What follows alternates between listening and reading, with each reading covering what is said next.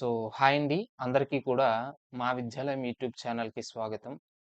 అయితే మనము ఈ యొక్క ఇండియన్ పాలిటీ సిలబస్‌లో భాగంగా తదుపరిగా చూడబోతున్నటువంటి ఒక ఇంపార్టెంట్ అండ్ బిగ్గెస్ట్ చాప్టర్ ఏమిటంటే స్టేట్ గవర్నమెంట్ అండి.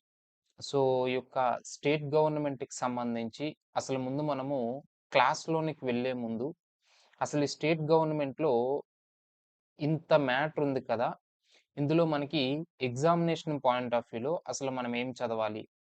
ఎగ్జామినరు ఈ స్టేట్ గవర్నమెంట్‌కి సంబంధించి ఏ ఏరియాస్ పైన మనకి క్వెషన్స్ రావడం జరుగుతుంది. అట్లనే పాలిటీలో స్టేట్ గవర్నమెంట్ విషయంలో ఎగ్జామినరు ఎట్లాంటి ట్రాప్స్‌ని పడతాడు? వాటి గురించి మనం ముందు మాట్లాడదామండి. సో, క్లాస్ ఎంతసేపు వచ్చినా సరే, ఫస్ట్ ఈ 2 సెషన్స్ మాత్రం అంటే ఈ వచ్చే sessions 1 or 2 sessions starting sessions ఏవైతే ఉంటాయో ఎస్పెషల్లీ స్టేట్ గవర్నమెంట్ పైన ప్రశ్నలు ఏ ఏరియాస్ నుంచి వస్తాయనేది మొదట డిస్కషన్ చేసి, ఆ తర్వాత మనం క్లాస్‌లోనికి వెళ్దామండి. సో, ఫస్ట్ ఆఫ్ ఆల్ మనము క్లాస్ స్టార్ట్ చేసినట్లయితే స్టేట్ గవర్నమెంట్‌కి సంబంధించి అసలు బేసిక్‌గా కేంద్ర ప్రభుత్వం యొక్క నీడలే రాష్ట్ర ప్రభుత్వాలు అని చెప్పేసి నేను మీకు ఫిఫ్త్ ఆహ్, పార్ట్ ఏదైతే ఉంటుందో అంటే ఐదవ భాగంలో కేంద్ర ప్రభుత్వం గురించి మాట్లాడేటప్పుడు, పార్లమెంట్ గురించి మాట్లాడేటప్పుడు, రాష్ట్రపతి గురించి, ప్రధానమంత్రి, మంత్రిమండలి వీటన్నింటి గురించి మాట్లాడేటప్పుడు నేను మీకు ఒకటే విషయం చెప్పాను. సో, ఈ 'బాహుబలి' చాప్టర్ ఈ కేంద్ర ప్రభుత్వం అనే చాప్టర్‌ని మీరు ఎంత బాగా నేర్చుకుంటే, స్టేట్ గవర్నమెంట్ చాప్టర్ అనేది మీకు అంత కేక్ వాక్ అయిపోతుంది. ఎందుకంటే ఇప్పుడే చెప్పాను నేను ఒక స్టేట్మెంట్ ఏమిటి? కేంద్ర ప్రభుత్వం యొక్క నీడలే రాష్ట్ర ప్రభుత్వాలు. అంటే state governments are the shadows of the central government. అంటే యాజ్ ఇట్ ఈజ్ అండి. ప్రతి ఒక్క పాయింట్ కూడా కొన్ని ఎక్సెప్షన్స్ అనేవి ఉంటాయి. ఆ ఎక్సెప్షన్స్ ఏంటో మాట్లాడుకోవడమే మన స్టేట్ గవర్నమెంట్ యొక్క ఉద్దేశం. కేంద్ర ప్రభుత్వం ఎట్లా ఉంటుందో same as it is state government అట్లానే చదువుకుంటాం. కాకపోతే ఏంటి? ఆర్టికల్స్ మారుతాయి. అక్కడ రాష్ట్రపతి అయితే ఇక్కడ గవర్నర్. ఇక్కడ ప్రధానమంత్రి అయితే ఇక్కడ ముఖ్యమంత్రి. అక్కడ అటార్నీ జనరల్ అయితే ఇక్కడ అడ్వకేట్ జనరల్. అర్థమైతుందా లేదండి? సో, ఇట్లా మనం మాట్లాడేటటువంటి ఎవ్రీ పాయింట్ మనకి కోరిలేట్ అవుతుంది. కాకపోతే ఆర్టికల్స్ చేంజ్ అవుతాయి. నేను మీకు క్లాస్ చెప్పేటప్పుడు ప్రతి ఒక్క ఆర్టికల్‌ని గూడా పక్కనే రాస్తాను. అంటే ఏదో స్టేట్ గవర్నమెంట్ మాట్లాడుతున్నాం కదా! అని జెప్పేసి సైడ్ హెడ్డింగ్ బెట్టేసి మొత్తం ఆర్టికల్స్ అన్నీ గూడా స్టేట్ గవర్నమెంట్ గురించి చెప్పుకెళ్ళిపోవడం కాదండి. స్టేట్ గవర్నమెంట్‌కి సంబంధించి ఏ యొక్క ఆర్టికల్ వచ్చినా సరే, ఆ స్టేట్ గవర్నమెంట్‌కి సంబంధించినటువంటి ఆర్టికల్స్ ఏవైతే ఉంటాయో, వాటిని సెంట్రల్ గవర్నమెంట్ యొక్క ఆర్టికల్స్‌తో కోరిలేట్ చేస్తూ, లింక్ చేస్తూ మనం మాట్లాడడం అనేది జరుగుతుంది. సో, ఫస్ట్ ఆఫ్ ఆల్ మనము అసలు రాష్ట్ర ప్రభుత్వాలనేవి వేటిపైన చట్టాలు చేస్తాయి? అంటే బేసిక్‌గా మనకి ఒక సెవెంత్ షెడ్యూల్ ఉందండి. సో, భారత రాజ్యాంగంలో సమైక్య విధానాన్ని గురించి తెలియజేస్తున్నటువంటి షెడ్యూల్ ఏమిటయ్యా అంటే, అంటే భారత రాజ్యాంగం గూడా సమైక్య విధానాన్ని పాటిస్తుంది అని చెప్పడానికి మనకి ప్యూర్ ఎగ్జాంపుల్ ఏమిటంటే, సెవెంత్ షెడ్యూల్ అండి. చాలా ఇంపార్టెంట్. ఎందుకంటే, ఈ సెవెంత్ షెడ్యూల్ ద్వారా మనం ఏం చేసామంటే డివిజన్ ఆఫ్ పవర్స్ అంటే అధికారాల విభజన చేయడం అనేది జరిగింది. సో, దీని ద్వారా మనం ఏం చేసాం? సెంట్రల్ గవర్నమెంట్‌కి కొన్ని పవర్స్ ఇవ్వడం అనేది జరిగింది. సో, వాటిని అంటే సెంట్రల్ గవర్నమెంట్ వాటిపై చట్టాలు చేయాలో వాటన్నింటిని సెంట్రల్ లిస్ట్‌లో పెట్టడం జరిగింది. కేంద్ర జాబితా. అట్లనే రాష్ట్ర ప్రభుత్వాలు అంశాలపై చట్టాలు చేయాలో వాటిని రాష్ట్ర జాబితాలో పెట్టడం జరిగింది. That is nothing but state list అని చెప్పేసి చెప్తా ఉంటాం. ఈ కేంద్ర జాబితా, రాష్ట్ర జాబితా రెండింటిలో లేని వాటిని తీసుకొచ్చి ఉమ్మడి జాబితా అని జెప్పేసి కాంకరెంట్ లిస్ట్ పెట్టడం జరిగిందండి. సో, వీటిపైన 2 గూడా చట్టాలు చేయొచ్చు అని జెప్పేసి వీటి గురించి ఆల్రెడీ మనం మాట్లాడుకున్నాం. అయితే ఇక్కడ మనకి కావాల్సినటువంటి పాయింట్ ఏమిటంటే రాష్ట్ర ప్రభుత్వం గురించి మాట్లాడుతున్నాం గాబట్టి స్టేట్ లిస్ట్ అంటే రాష్ట్ర జాబితా ఏదైతే ఉంటుందో, ఆ రాష్ట్ర జాబితాలో ఉన్నటువంటి అంశాలపై చట్టాలు చేసేటటువంటి అధికారం ఎవరికుంటుందంటే రాష్ట్ర ప్రభుత్వం, స్టేట్ గవర్నమెంట్ కలిగి ఉంటుంది. మరి యొక్క స్టేట్ గవర్నమెంట్ ఏదైతే ఉంటుందో, మరి స్టేట్ లిస్ట్‌లో ప్రస్తుతం ఎన్ని అంశాలున్నాయి అంటే, ప్రస్తుతం ఎన్ని అంశాలున్నాయండి? ప్రస్తుతం 59 అంశాలు ఉండడం జరిగింది. అంటే ఈ యొక్క 59 కాన్సెప్ట్స్ ఏవైతే ఉంటాయో, ఈ 59 అంశాల పైన రాష్ట్ర ప్రభుత్వం అనేది చట్టాలు చేయగలుగుతుందనే అంశాన్ని మీరిక్కడ ప్రధానంగా గుర్తుంచుకోవాలి.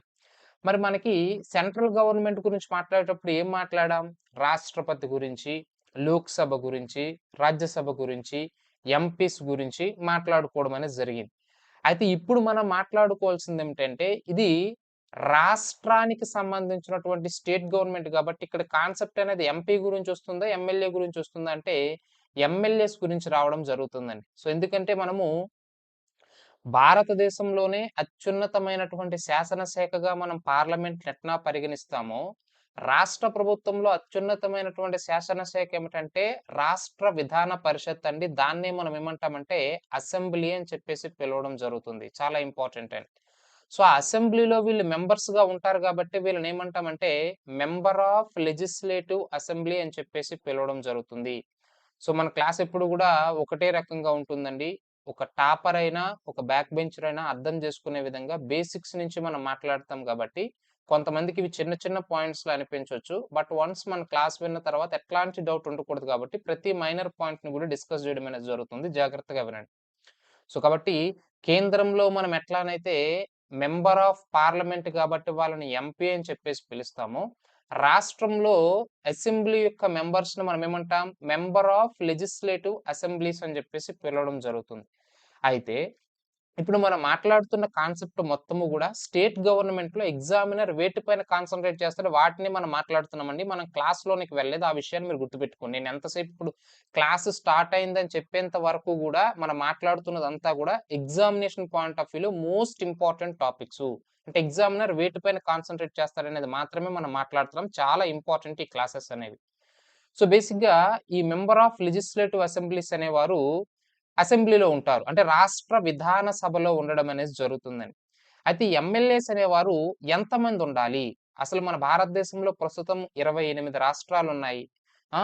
మరి 28 రాష్ట్రాలు అట్లానే కేంద్రపాలిత ప్రాంతాలున్నాయి. ఈ 28 రాష్ట్రాలు, 8 కేంద్రపాలిత ప్రాంతాలలో ఎంతమంది ఎమ్మెల్యేలుండాలి? అంటే కేంద్రపాలిత ప్రాంతాలన్నింటికి కూడా అసెంబ్లీ అనేది ఉండదండి. కొన్నింటికి మాత్రమే. లైక్ ఢిల్లీ గావచ్చు, పాండిచ్చేరి గావచ్చు. అర్థమైతుందా లేదండి? జమ్మూ కాశ్మీర్ కావచ్చు. ఇట్లాంటి ఈ యొక్క కేంద్రపాలిత ప్రాంతాలకు మాత్రమే మనకి అసెంబ్లీ ఉండడం అనేది జరుగుతుంది. మరి వీటిలో ఎంతమంది ఎమ్మెల్యేలుండాలి అనేది మనకి భారత రాజ్యాంగంలో ఎక్కడైనా ఉంది అంటే, ఎక్కడైనా ఉందా అంటే ఎక్కడా కూడా లేదండి. కాకపోతే భారత పార్లమెంట్ అనేది భారత రాజ్యాంగం అనేది ఇండియన్ కాన్స్టిట్యూషన్ అనేది ఎంతమంది ఉండాలి అనేటటువంటి అంశాన్ని ఎవరికి అప్పజెప్పింది? అంటే కాన్స్టిట్యూషన్ అనేటటువంటి ఈ రాజ్యాంగము ఎవరికి అవకాశం కల్పించిందంటే పార్లమెంట్‌కి కల్పించడం అనేది జరిగిందండి. ఆ యొక్క పవర్‌ని. అంటే పార్లమెంట్ నువ్వే ఒక చట్టం చేసుకో, లేకపోతే ఒక రూల్ పాస్ చేసుకో, లేదా ఒక రెగ్యులేషన్ పాస్ చేసుకో. నువ్వే డిసైడ్ జెయి. అంటే రాష్ట్రాలలో ఎంతమంది ఎమ్మెల్యేలుండాలి? అది మినిమమ్ ఎంత? మాక్సిమం ఎంత అనేది నువ్వే డిసైడ్ చెయి అని చెప్పేసి చెప్తే, పార్లమెంట్ మనకొక చట్టాన్ని చేయడం జరిగిందండి. అదే ఏమిటంటే, రిప్రజెంటేషన్ ఆఫ్ పీపుల్స్ యాక్ట్ 1950 అని చెప్పేసి చెప్తా ఉంటాం. దీన్నే తెలుగులో అయితే ప్రజా ప్రాతినిధ్య చట్టం 1950 అని చెప్పేసి పిలవడం జరుగుతుంది.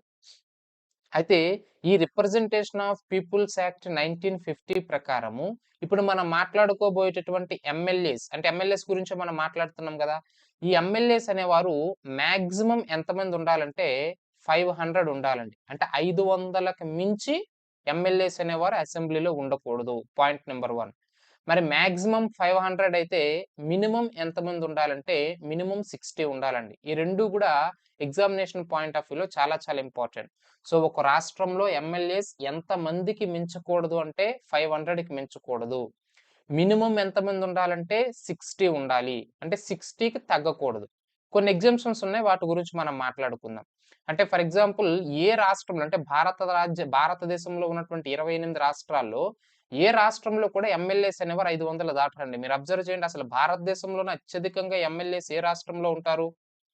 ఉత్తరప్రదేశ్. ఎంతమంది? 403. అంటే 500 మంది దాటారా? దాటలేదు.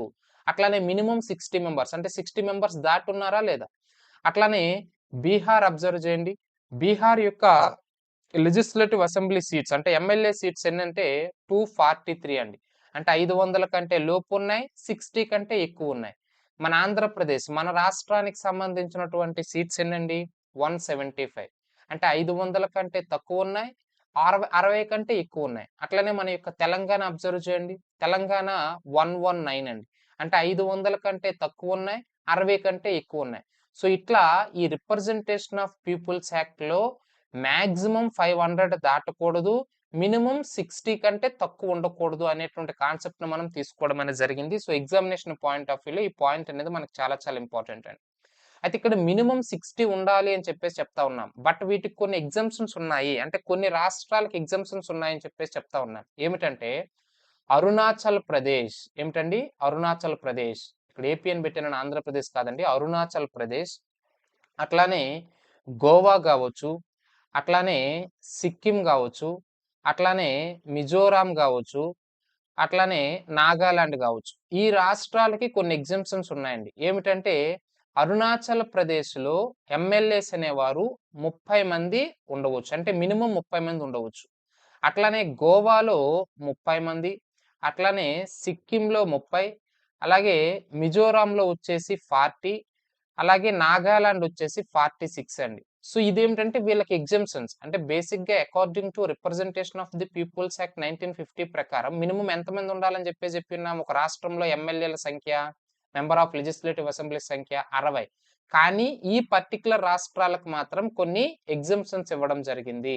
అంటే అరుణాచల్ ప్రదేశ్‌లో మినిమమ్ 30 మంది, గోవాలో మినిమమ్ 30 మంది, సిక్కింలో 30 మంది, మిజోరాం 40, నాగాలాండ్ 46. సో, ఈ రాష్ట్రాల్లో మాత్రం 60 కంటే తక్కువ ఉండవచ్చు. అయితే ఉండవచ్చు. బట్ యాక్చువల్‌గా ఉన్నది ఎంత అంటే ప్రస్తుతం 2026కి ప్రెజెంట్‌కి అరుణాచల్ ప్రదేశ్‌లో ప్రెజెంట్ ఉన్నటువంటి ఎమ్మెల్యే సంఖ్య ఎంత? సో, 2 ఇంపార్టెంట్ అండి. యాక్చువల్‌గా ఉండాల్సింది ఇంత ఉండొచ్చు. ఇంతకంటే తగ్గకూడదు. కానీ ఉన్నది ఎంతమంది అంటే ప్రస్తుతం అరుణాచల్ ప్రదేశ్‌లో 60 మంది ఉన్నారండి ఎమ్మెల్యేసు. అట్లనే గోవాలో వచ్చేసి 40 మెంబర్స్. సిక్కిం వచ్చేసి 32 మెంబర్స్. మిజోరాంలో మినిమమ్ ఉండాల్సింది యాక్చువల్‌గా 40. ఆల్రెడీ ప్రస్తుతం ఉన్నది కూడా 40 అండి. చాలా ఇంపార్టెంట్.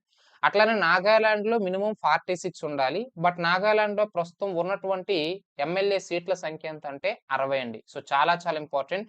ఇవి మనకి ఎగ్జామ్షన్స్ కాబట్టి వీటిపైన ప్రశ్నొచ్చేటటువంటి అవకాశం ఉంటుందండి. So, according to representation of the peoples act 1950 minimum ఎమ్మెల్యేల సంఖ్య 60 ఉండాలి. బట్ అరుణాచల్ ప్రదేశ్ 30, గోవా 30, సిక్కిం 30 మూడింటికి 30 మంది ఉండొచ్చు. మిజోరాం 40, నాగాలాండ్ 46. ఇది యాక్చువల్‌గా ఉండాల్సింది. వీళ్ళకి ఎగ్జామ్షన్స్ ఉన్నాయి. బట్ ప్రెజెంట్ ఉన్నవి ఎంతంటే ఈ నంబర్ గుర్తుంచుకోవాలి. చాలా చాలా ఇంపార్టెంట్ అండి. నెక్స్ట్ ఎగ్జామినేషన్ పాయింట్ ఆఫ్ వ్యూలో మనకి కొన్ని యూనిక్ పాయింట్స్‌ని గనక మనం మాట్లాడుకున్నట్లయితే different different polity is nothing but different different terminology కాబట్టి మనకి బేసిక్‌గా కొన్ని కాన్స్టిట్యూయెన్సీస్ ఉంటాయండి. వాటికి కొన్ని స్పెషల్ కాన్స్టిట్యూయెన్సీస్ ఉంటాయి. లైక్ ఇప్పుడు మీరు అబ్జర్వ్ చేయండి. టుయాన్ సాంగ్ డిస్ట్రిక్ట్ అని చెప్పేసి ఇది ఒక డిస్ట్రిక్ట్ ఉంటుందండి. ఎక్కడ అంటే నాగాలాండ్ రాష్ట్రంలో. ఈ యొక్క కాన్స్టిట్యూయెన్సీ అంటే ఈ టుయాన్ సాంగ్ డిస్ట్రిక్ట్ కాన్స్టిట్యూయెన్సీ అంటే నాగాలాండ్‌లో ఉన్నటువంటి ఈ డిస్ట్రిక్ట్ కాన్స్టిట్యూయెన్సీ యొక్క ప్రత్యేకత ఏమిటంటే ఎగ్జామ్‌ని మనం మాట్లాడుతున్నదంతా కూడా ఎగ్జామినేషన్ పాయింట్ ఆఫ్ వ్యూలో మాట్లాడుతున్నాం కాబట్టి ఎందుకంటే లాస్ట్ టైమ్ 2025 గ్రూప్ 2 మెయిన్స్ ఎగ్జామినేషన్‌లో ఈ ఏరియా నుంచి ఒక మార్క్ రావడం జరిగింది. ఒక బిట్ రావడం జరిగింది. అందుకే స్పెషల్ కాన్స్టిట్యూయెన్సీ పైన స్పెషల్ కాన్సంట్రేట్ చేస్తున్నాం. ఏమిటి ఈ యొక్క కాన్స్టిట్యూయెన్సీ అంటే ఈ నియోజకవర్గం యొక్క ప్రత్యేకత ఏమిటంటే ఇక్కడ బేసిక్‌గా మనం మెంబర్ ఆఫ్ లెజిస్లేటివ్ అసెంబ్లీస్‌ని మనం ఎట్లా ఎన్నుకుంటాం? డైరెక్ట్‌గా ఎన్నుకోవడం అనేది జరుగుతుంది. ఆబ్వియస్లీ ఇప్పుడు ప్రెజెంట్ గ్రూప్స్‌కి ప్రిపేర్ అవుతున్నటువంటి ప్రతి ఒక్క అభ్యర్థి, యూపీఎస్‌సీకి ప్రిపేర్ అవుతున్న ప్రతి అభ్యర్థి కూడా ఆబ్వియస్లీ గ్రాడ్యుయేట్ అయ్యి ఉంటాడు కాబట్టి 18 సంవత్సరాలు మీకు దాటింది కాబట్టి మీరు ఆల్రెడీ మీ ఎమ్మెల్యేకి మీరు నేరుగా మీ యొక్క లోకల్ ఎమ్మెల్యే ఎవరైతే ఉంటారో వారికి మీరు నేరుగా ఓటేసారా లేదండి? మీ యొక్క voting power according to article 326ని బేస్ చేసుకొని మీ యొక్క ఓటింగ్ పవర్‌ని యూజ్ చేసుకున్నారు. అంటే మనం డైరెక్ట్‌గా మన ఎమ్మెల్యేని ఎన్నుకోవడం అనేది జరిగింది. బట్ ఇక్కడేమిటంటే ఈ ట్యుయాన్సాంగ్ డిస్ట్రిక్ట్ అంటే ఈ కాన్స్టిట్యూయెన్సీ నాగాలాండ్‌లో ఈ స్పెషల్ కాన్స్టిట్యూయెన్సీ యొక్క ప్రత్యేకత ఏమిటంటే ఇక్కడ ఎమ్మెల్యేస్ అనేవారు డైరెక్ట్‌లీ ఎన్నుకోబడరండి. సో, ఇక్కడ ఈ యొక్క కాన్స్టిట్యూయెన్సీలో ఉన్నటువంటి ఎమ్మెల్యే అనేవాడు నాట్ ఎలక్టెడ్ డైరెక్ట్‌లీ. చాలా ఇంపార్టెంట్ అండి ఈ యొక్క పాయింట్ అనేది. మరి ఎట్లా ఎన్నుకోబడతారు అంటే ఇప్పుడు పీపుల్ అంటే ఈ కాన్స్టిట్యూయెన్సీలో ఉన్నటువంటి ప్రజలు ఎవరైతే ఉంటారో వీళ్ళు ఆర్‌సీఎం అంటే రీజనల్ కౌన్సిల్ మెంబర్స్ ఎవరైతే ఉంటారో ఆ రీజనల్ కౌన్సిల్ మెంబర్స్‌ని ఎన్నుకోవడం అనేది జరుగుతుందండి. ఈ రీజనల్ కౌన్సిల్ మెంబర్స్ అనేవారు ఆ నియోజకవర్గానికి సంబంధించి ఎమ్మెల్యేస్‌ని ఎన్నుకోవడం అనేది జరుగుతుంది. చాలా ఎమ్మెల్యేని ఎన్నుకోవడం అనేది జరుగుతుంది. సో, ఇట్లా అంటే ప్యూపుల్ అంటే మనం బేసిక్‌గా భారతదేశం మొత్తం మీద కూడా ఎమ్మెల్యేస్‌ని మనం డైరెక్ట్ పద్ధతిన ప్యూపుల్ అనేవారు నేరుగా ఎమ్మెల్యేకి ఓటేయడం అనేది జరుగుతుంది. బట్ ఈ స్పెషల్ కాన్స్టిట్యుయెన్సీలో మాత్రం ఈ డిస్ట్రిక్ట్ లో మాత్రం అంటే ఓవరాల్ డిస్ట్రిక్ట్ మొత్తంలో కూడా ఈ పీపుల్ అనేవారు రీజనల్ కౌన్సిల్ మెంబర్స్ కోటేస్తే రీజనల్ కౌన్సిల్ మెంబర్స్ అనేవారు ఎమ్మెల్యేస్ ఎన్నుకుంటారు. సో ఇది ఇంపార్టెంట్. అంటే ఇక్కడ ఇండైరెక్ట్ ఎలక్షన్ అనేది జరుగుతుంది, డైరెక్ట్ ఎలక్షన్ అనేది జరగట్లేదు. సో ఇది స్పెషల్ యూనిక్ పాయింట్ కాబట్టి ఇది కూడా ఎగ్జామినేషన్ పాయింట్ ఆఫ్ వ్యూలో చాలా ఇంపార్టెంట్ అండి. నెక్స్ట్ మనకి సిక్కింలో ఒక కాన్స్టిట్యుయెన్సీ ఉంటుందండి, సంగా కాన్స్టిట్యుయెన్సీ. చాలా ఇంపార్టెంట్ అండి, లేదా దీన్ని సంఘీ కాన్స్టిట్యుయెన్సీ అని చెప్పేసి పిలవడం జరుగుతుంది. ఈ కాన్స్టిట్యుయెన్సీ పైన అంటే ఈ ఏరియా పైన మనకి last time 2025 group 2 mains examination లో పాలిటీలో క్వశ్చన్ రావడం జరిగిందండి. అసలు ఏమిటి కాన్స్టిట్యుయెన్సీ యొక్క స్పెషల్ అంటే చాలా ఇంపార్టెంట్ అండి. ఇది ఏ రాష్ట్రంలో ఉంటుందంటే సిక్కిం రాష్ట్రంలో ఉండడం అనేది జరుగుతుంది. ఈ సంగా లేదా సంఘీ కాన్స్టిట్యుయెన్సీ. ఇదేమిటంటే బేసిక్ గా ఈ కాన్స్టిట్యుయెన్సీలో బుద్ధిస్ట్ మాంక్స్ ఎవరైతే ఉంటారో ఈ బుద్ధిస్ట్ మాంక్స్ లేదా బుద్ధిస్ట్ నన్స్, అంటే బుద్ధిస్ట్ మాంక్స్ అంటే పురుషులు, నన్స్ అంటే స్త్రీలండి. అంటే ఈ బౌద్ధ మతానికి సంబంధించినటువంటి బౌద్ధ సన్యాసులు లేదా బౌద్ధ ఆడ సన్యాసుల్ని మనము నన్స్ అని చెప్పేసి పిలుస్తూ ఉంటాం. వీళ్ళు మాత్రమే ఇక్కడ పోటీ చేయాలి. చాలా చాలా ఇంపార్టెంట్ అండి. అయితే పోటీ చేసేది బుద్ధిస్ట్ మాంక్స్ లేదా బుద్ధిస్ట్ నన్స్ మాత్రమే పోటీ చేస్తారు. వీళ్ళకి ఓటేసేది కూడా వీళ్ళకి రికగ్నైజ్డ్ బుద్ధిస్ట్ మానిస్ట్రీస్ ఉంటాయండి. చాలా ఇంపార్టెంట్, బుద్ధిస్ట్ మానిస్ట్రీస్. సో ఎవరైతే ఈ బుద్ధిస్ట్ మానిస్ట్రీస్ లో రిజిస్టర్ అయి ఉంటారో, అంటే నువ్వు బౌద్ధ మతానికి చెందినవాడు అయినా సరే ఆ రికగ్నైజ్డ్ బుద్ధిస్ట్ మానిస్ట్రీస్ లో ఎవరైతే రికగ్నైజ్ చేయబడతారో, గుర్తించబడతారో వాళ్ళు మాత్రమే వీళ్ళకి ఓటేయడం అనేది జరుగుతుంది. చాలా ఇంపార్టెంట్ అండి. మరి బుద్ధిస్ట్ మానిస్ట్రీస్ ఎక్కడ ఉంటాయి సార్ అంటే ఓవరాల్ అంటే సిక్కిం మొత్తం మీద కూడా ఈ బుద్ధిస్ట్ మానిస్ట్రీస్ ఉంటాయండి. సో సిక్కిం మొత్తం మీద ఉన్నటువంటి బుద్ధిస్ట్ మానిస్ట్రీస్ లో నమోదు చేయబడినటువంటి ఎవ్రీ బుద్ధిస్ట్ అనేవారు ఈ యొక్క సంఘ కాన్స్టిట్యుయెన్సీలో పోటీ చేసేటటువంటి ఎమ్మెల్యేకి తన యొక్క ఓటు వేసి వెన్నుకోవడం అనేది జరుగుతుంది. అంటే ఈ కాన్స్టిట్యుయెన్సీ యొక్క స్పెషల్ ప్రావిజన్ ఏమిటంటే there is no physical boundary అండి. చాలా చాలా ఇంపార్టెంట్ అయినటువంటి అంశం. అంటే ఇక్కడ ఎన్నుకునేటటువంటి ఎమ్మెల్యే కావచ్చు, ఓటేసేటటువంటి ప్రజలకి కావచ్చు, నిర్దిష్ట భౌగోళిక బౌండరీ అనేది ఉండదు. Let's say for example me MLA అంటే మీ పర్టికులర్ నియోజకవర్గ ప్రజలకు మాత్రమే ప్రాతినిధ్యం వహిస్తారు. ఆ పర్టికులర్ ఎక్స్ అనే నియోజకవర్గానికి ప్రజలు మాత్రమే ఆయన ఎన్నుకోవడం అనేది జరుగుతుంది. బేసిక్ ఇదే జరుగుతుంది కదా. ఫర్ ఎగ్జాంపుల్ మీ ఎమ్మెల్యే ఉన్నాడంటే మీ నియోజకవర్గానికి ప్రాతినిధ్యం వహిస్తారు. మీ నియోజకవర్గంలో ఉన్నటువంటి ప్రజలు మాత్రమే మీ ఎమ్మెల్యేని ఎన్నుకోవడం అనేది జరుగుతుంది. అంతేనే కదండి.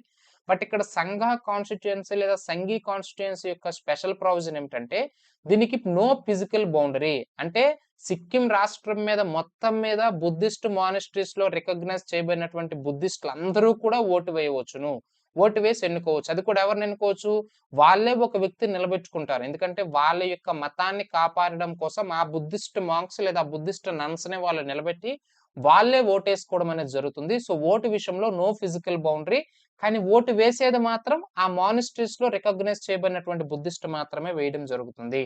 అర్థమవుతుందా లేదంటే చాలా చాలా ఇంపార్టెంట్. సో ఇట్లా ఎట్లాంటి ఫిజికల్ బౌండరీ లేకుండా వాళ్ళలో ఉన్నటువంటి వ్యక్తిని మాత్రమే, వాళ్ళకి ప్రాతినిధ్యం వహించేటటువంటి వాళ్ళ వర్గం వ్యక్తిని మాత్రమే నిలబెడతారు. కాబట్టి ఈ కాన్స్టిట్యుయెన్సీకి ఒక స్పెషల్ నేమ్ పెట్టడం జరిగింది. దాన్ని ఏమంటామంటే ఇంటాంజిబుల్. చాలా ఇంపార్టెంట్ అండి ఈ వర్డ్ అనేది, ఇంటాంజిబుల్ కాన్స్టిట్యుయెన్సీ, లేదా దీన్నే మనము వర్చువల్ కాన్స్టిట్యుయెన్సీ, లేదా దీన్నే మోస్ట్ ఇంపార్టెంట్ అండి పాయింట్ ఫ్లోటింగ్ కాన్స్టిట్యుయెన్సీ అని చెప్పేసి పిలవడం జరుగుతుంది. కాన్స్టిట్యుయెన్సీ మాక్సిమం నేను ఇంగ్లీష్ వర్డ్స్ యూజ్ చేస్తాను, ఇంగ్లీష్ లో నేర్చుకోవడానికి ప్రయత్నం చేయండి. ఎందుకంటే ఇప్పుడు ఫర్ ఎగ్జాంపుల్ ఫ్లోటింగ్ కాన్స్టిట్యుయెన్సీ అంటే తెలుగులో తేలియాడే నియోజకవర్గం అని చాలా కామెడీగా ఉంటుంది. సో ఏ వర్డ్ అయినా సరే మనకి పాలిటీ విషయంలో, ఎకానమీ విషయంలో ట్రాన్స్లేట్ చేసేటప్పుడు తెలుగుకు అంత ప్రాధాన్యత ఉండదు. రెండోది ఎగ్జామినర్ గూగుల్ ట్రాన్స్లేషన్ చేస్తాడు కాబట్టి గూగుల్ ట్రాన్స్లేషన్ చేసేటప్పుడు ఫ్లోటింగ్ కాన్స్టిట్యుయెన్సీ అంటే తెలుగులో కూడా ఫ్లోటింగ్ కాన్స్టిట్యుయెన్సీ అని వస్తుందండి. సో అట్లాంటప్పుడు మీరు తేలియాడే నియోజకవర్గాలను చదువుకొని పోతే అక్కడ కన్ఫ్యూజ్ అవుతారు. ఇది ఆల్రెడీ మీరు అబ్జర్వ్ చేస్తే 2025 గ్రూప్ 2లో వచ్చినటువంటి పేపర్లో పాలిటీ ప్రశ్న ఇది. ఫ్లోటింగ్ కాన్స్టిట్యుయెన్సీ అట్లానే సంఘీ కాన్స్టిట్యుయెన్సీలో ఎవరు ఓటేస్తారనేది ఈ కాన్సెప్ట్ పైన ఇవ్వడం జరిగింది. మీరు కావాలంటే ఒకసారి పేపర్ తిరగేయండి. సో కాబట్టి ఇట్లా ఫిజికల్ బౌండరీ లేనటువంటి ఎన్నుకున్నటువంటి ఎమ్మెల్యేలని ఆ నియోజకవర్గాలను ఏమంటారంటే ఫ్లోటింగ్ కాన్స్టిట్యుయెన్సీస్ లేదా ఇంటాంజిబుల్ లేదా వర్చువల్ కాన్స్టిట్యుయెన్సీస్ అని చెప్పేసి పిలవడం జరుగుతుంది. అర్థమవుతుందా లేదండి? అయితే ఇప్పుడు మీకు ఒక డౌట్ రావడం జరుగుతుంది. ఇప్పుడు మరి ఎమ్మెల్యేస్ అనేవారు మాక్సిమం అనేవారు 500 దాటకూడదు, మినిమం 60 ఉండాలి అని చెప్పేసి డిసైడ్ చేశారు కదా ఈ రిప్రజెంటేషన్ ఆఫ్ పీపుల్స్ యాక్ట్ ప్రకారము. మరి దీని ప్రకారము మరి ఉత్తరప్రదేశ్కి 403 సీట్లు అంటున్నాం, అలాగే ఏపీకి 175 అని చెప్పేసి చెప్తా ఉన్నాం. అట్లానే మీరు అబ్జర్వ్ చేసినట్లయితే వెస్ట్ బెంగాల్కి ఒక 294, అట్లానే మనకి మహారాష్ట్ర వచ్చేసి 288. ఇట్లా ఒక్కొక్క రాష్ట్రానికి ఇన్నిన్ని ఎమ్మెల్యే సీట్స్ అని చెప్పేసి మనం డిసైడ్ చేసుకున్నాం. మరి ఇది ఎప్పుడు డిసైడ్ చేసాం, ఎట్లా డిసైడ్ చేసామంటే మనకి మొట్టమొదటిసారి అంటే ఇవి మనకి ఈ సీట్స్ అనేవి డీలిమిటేషన్ కమిషన్స్ అనేవి ఉంటాయండి, చాలా ఇంపార్టెంట్. నియోజకవర్గాల పునర్విభజన కమిషన్ అని చెప్పేసి మనం చెప్తా ఉంటాము. రీసెంట్గా వచ్చేసి 4th డీలిమిటేషన్ కమిషన్ అండి. ఈ డీలిమిటేషన్ కమిషన్ అనేది చెప్తుంది అంటే ఆ ఏ రాష్ట్రానికి ఎన్ని సీట్స్ ఉండాలి, ఎంతమంది ప్రజలకి ఒక ఎమ్మెల్యే ప్రాతినిధ్యం వహించాలి, ఇవన్నీ కూడా డిసైడ్ చేస్తుంది. మనం ఫ్యూచర్లో మాట్లాడతాం. ఇక్కడ దాని గురించి చెప్పి నేను మిమ్మల్ని కన్ఫ్యూజ్ చేయదలుచుకోవట్లేదు. ఇక్కడ మీరు గుర్తుంచుకోవాల్సింది ఏమిటంటే డీలిమిటేషన్ కమిషన్ ని బేస్ చేసుకొని ఎమ్మెల్యే సీట్స్ అనేవి ఆయా రాష్ట్రాలకి కేటాయించడం అనేది జరుగుతుంది. ఆ విషయాన్ని మీరు ఇక్కడ ప్రధానంగా గుర్తుంచుకోండి. అయితే మనకి 42nd కాన్స్టిట్యూషనల్ అమెండ్మెంట్ చేయడం అనేది జరిగిందండి ఇందిరాగాంధీ ప్రభుత్వ కాలంలో in the year of 1976. So ఈ రాజ్యాంగ సవరణ ద్వారా మనం చాలా మార్పులు చేసాం. అందుకే దీన్ని ఈ రాజ్యాంగ సవరణ మనము మినీ కాన్స్టిట్యూషన్ అని చెప్పేసి చెప్తా ఉంటాం. అంటే అన్ని ఎక్కువ రాజ్యాంగ సుమారు 56కి పైగా అంశాలను మనము భారత రాజ్యాంగాన్ని డైనమిక్ లీడ్ ఇందిరాగాంధీ సవరించింది కాబట్టి దీన్ని మినీ కాన్స్టిట్యూషన్ అంటాం. అయితే ఈ 42nd constitutional amendment in the year of 1976 ద్వారా మనం ఏం చేసామంటే ప్రస్తుతం అంటే ఈ డీలిమిటేషన్ కమిషన్ ద్వారా ఏదైతే మనము 1971 జనాభా ప్రాతిపదికన మనము ఈ రాష్ట్రాలకి ఎమ్మెల్యే సీట్లను కేటాయించామో దాన్ని 2001 అంటే 2001 వరకు కూడా చేంజ్ చేయకూడదు. వీటిని అంటే ప్రస్తుతం ఉన్న ఎమ్మెల్యే సీట్లనే కంటిన్యూ చేయాలని చెప్పేసి 1976లో ఇందిరాగాంధీ ఈ రాజ్యాంగ సవరణ చేయడం అనేది జరిగిందండి. మరలా 2001 వచ్చేటప్పుడు వాజ్పేయి ప్రభుత్వం ఏం చేసిందంటే మరలా 84th కాన్స్టిట్యూషనల్ అమెండ్మెంట్ చేసి ఇన్ ద ఇయర్ ఆఫ్ 2001లో చేసి వీళ్ళు ఏం చేశారు 2026 వరకు అంటే 2026 వరకు కూడా ఇందులో అంటే ఈ సంవత్సరం వరకు కూడా ఎట్లాంటి మార్పు చేయకూడదు అని చెప్పేసి వీళ్ళు 84th కాన్స్టిట్యూషనల్ అమెండ్మెంట్ చేయడం జరిగిందండి. సో అందుకే ఇట్లా రాజ్యాంగ సవరణలు చేస్తూ వాటిని మనం కంటిన్యూ చేస్తూ వస్తున్నాం. అంటే అప్పటి నుంచి కూడా ఇదే ఉత్తరప్రదేశ్కి 403, ఇదే మహారాష్ట్రకి 288, ఇదే వెస్ట్ బెంగాల్కి 294 వాటిని మనం కంటిన్యూ చేస్తూ వస్తున్నాం. ఇది మనకి చాలా చాలా ఇంపార్టెంట్ అండి. సో మనం ఎట్లానూ మాట్లాడుతున్నాం కాబట్టి ఎగ్జామినర్ పాయింట్ ఆఫ్ వ్యూలో ఈ ఎమ్మెల్యే సీట్ల పైన ఇది ఒక ఎగ్జామినేషన్ ఫేవరెట్ క్వశ్చన్. అంటే డైరెక్ట్ గా ఉత్తరప్రదేశ్ రాష్ట్రం యొక్క ఎమ్మెల్యే సీట్స్ ఎన్ని, ఆంధ్రప్రదేశ్ ఎన్ని ఎట్లా ఇవ్వకుండా సమ్ సార్ట్ ఆఫ్ కొన్ని ఒక లిస్ట్ అంతా కూడా ఇటువైపు జతపరచండి అని చెప్పేసి ఒక 4 రాష్ట్రాలు ఇచ్చేసి ఇటువైపు వాటి యొక్క ఎమ్మెల్యే సీట్స్ ఇచ్చేసి వాటిని జతపరచమంటాడండి.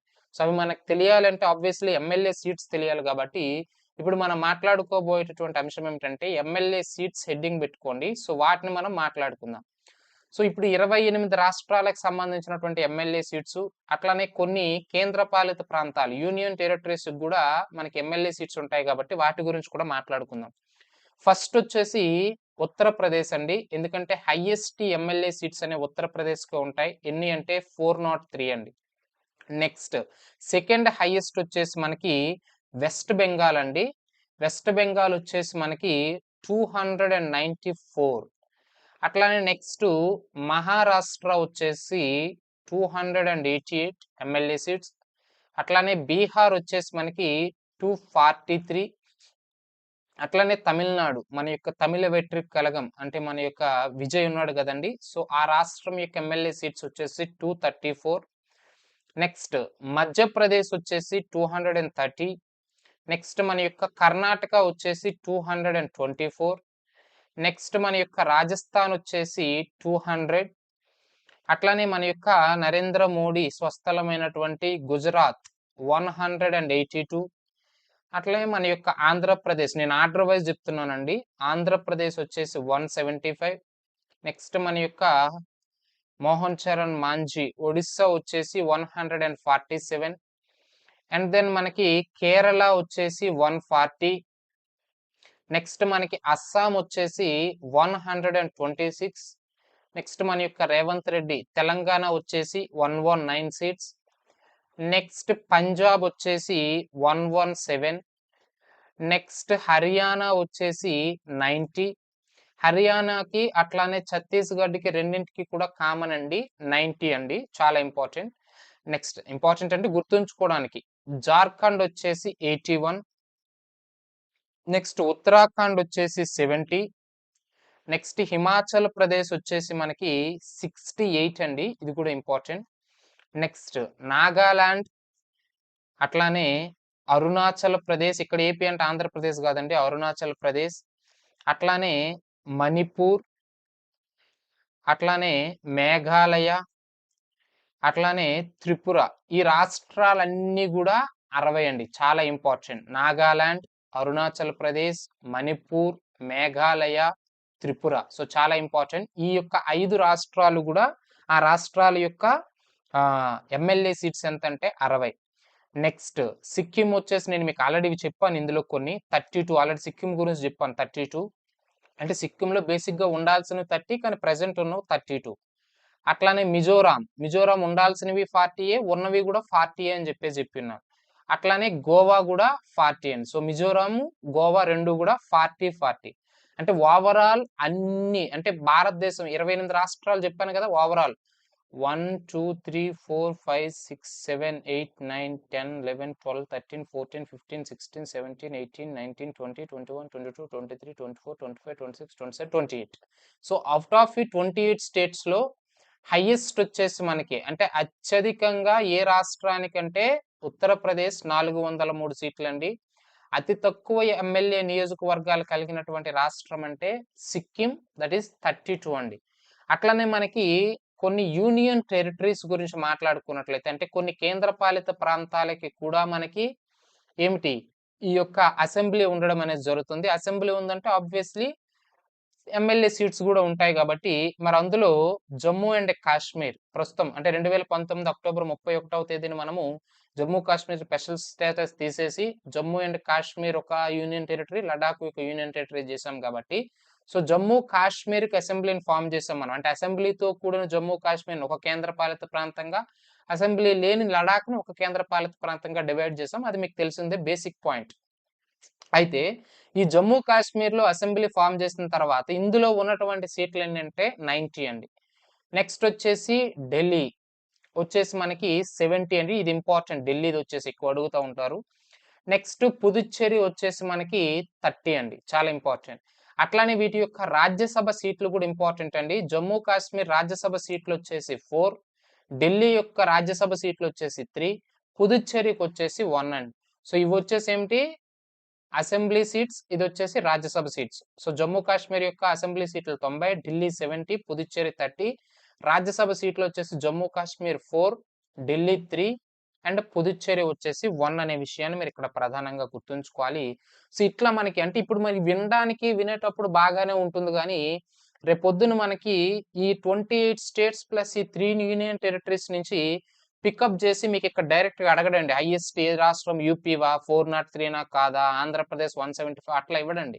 Let's say for example Chhattisgarh, Jharkhand, Uttarakhand, అట్లానే త్రిపుర, వీటిని సెలెక్ట్ చేసుకొని ఇటువైపు వాటి యొక్క అసెంబ్లీ సీట్స్ ఇచ్చి మ్యాచ్ చేయమంటూ ఉంటాడు. లేదా మధ్యప్రదేశ్, కర్ణాటక, రాజస్థాన్, గుజరాత్ ఇచ్చేసి వాటిని మ్యాచ్ చేయమంటాడు. ఈ 4 చూడండి అన్ని 200లో 3 ఉన్నాయి, 182 ఒకటి ఉంది. సో ఇక్కడ చూడడానికి బాగానే ఉంటుంది, అక్కడికి వెళ్ళేసరికి కన్ఫ్యూజ్ అవుతాం కాబట్టి ఇట్లా అడుగుతాడు ప్రశ్న అండి. సో కాబట్టి మాక్సిమం మెజారిటీ మీరు గుర్తుంచుకోగలిగితే ఆబ్వియస్లీ అక్కడ ఇచ్చిన వాటిని బట్టి మీరు ఎలిమినేట్ చేయగలుగుతారు. సో ఇది మనకి ప్రస్తుతం యాజ్ ఆఫ్ 2026 నాటికి ఈ యొక్క క్లాసిఫికేషన్ అనేది ఉందండి, అంటే మనకి ఎమ్మెల్యే సీట్స్ అనేవి. సో భవిష్యత్తులో డిలిమిటేషన్ కమిషన్ అనేది వర్క్ చేస్తుంది. సో దాన్ని బేస్ చేసుకొని మనకి చేస్తూ దాన్ని మన కరెంట్ అప్డేట్స్ లో భాగంగా తర్వాత ఎలానో మాట్లాడుకుంటాం. ప్రస్తుతానికి ఇవే ఉన్నాయి కాబట్టి వీటిని మనం మాట్లాడుకోవాలి.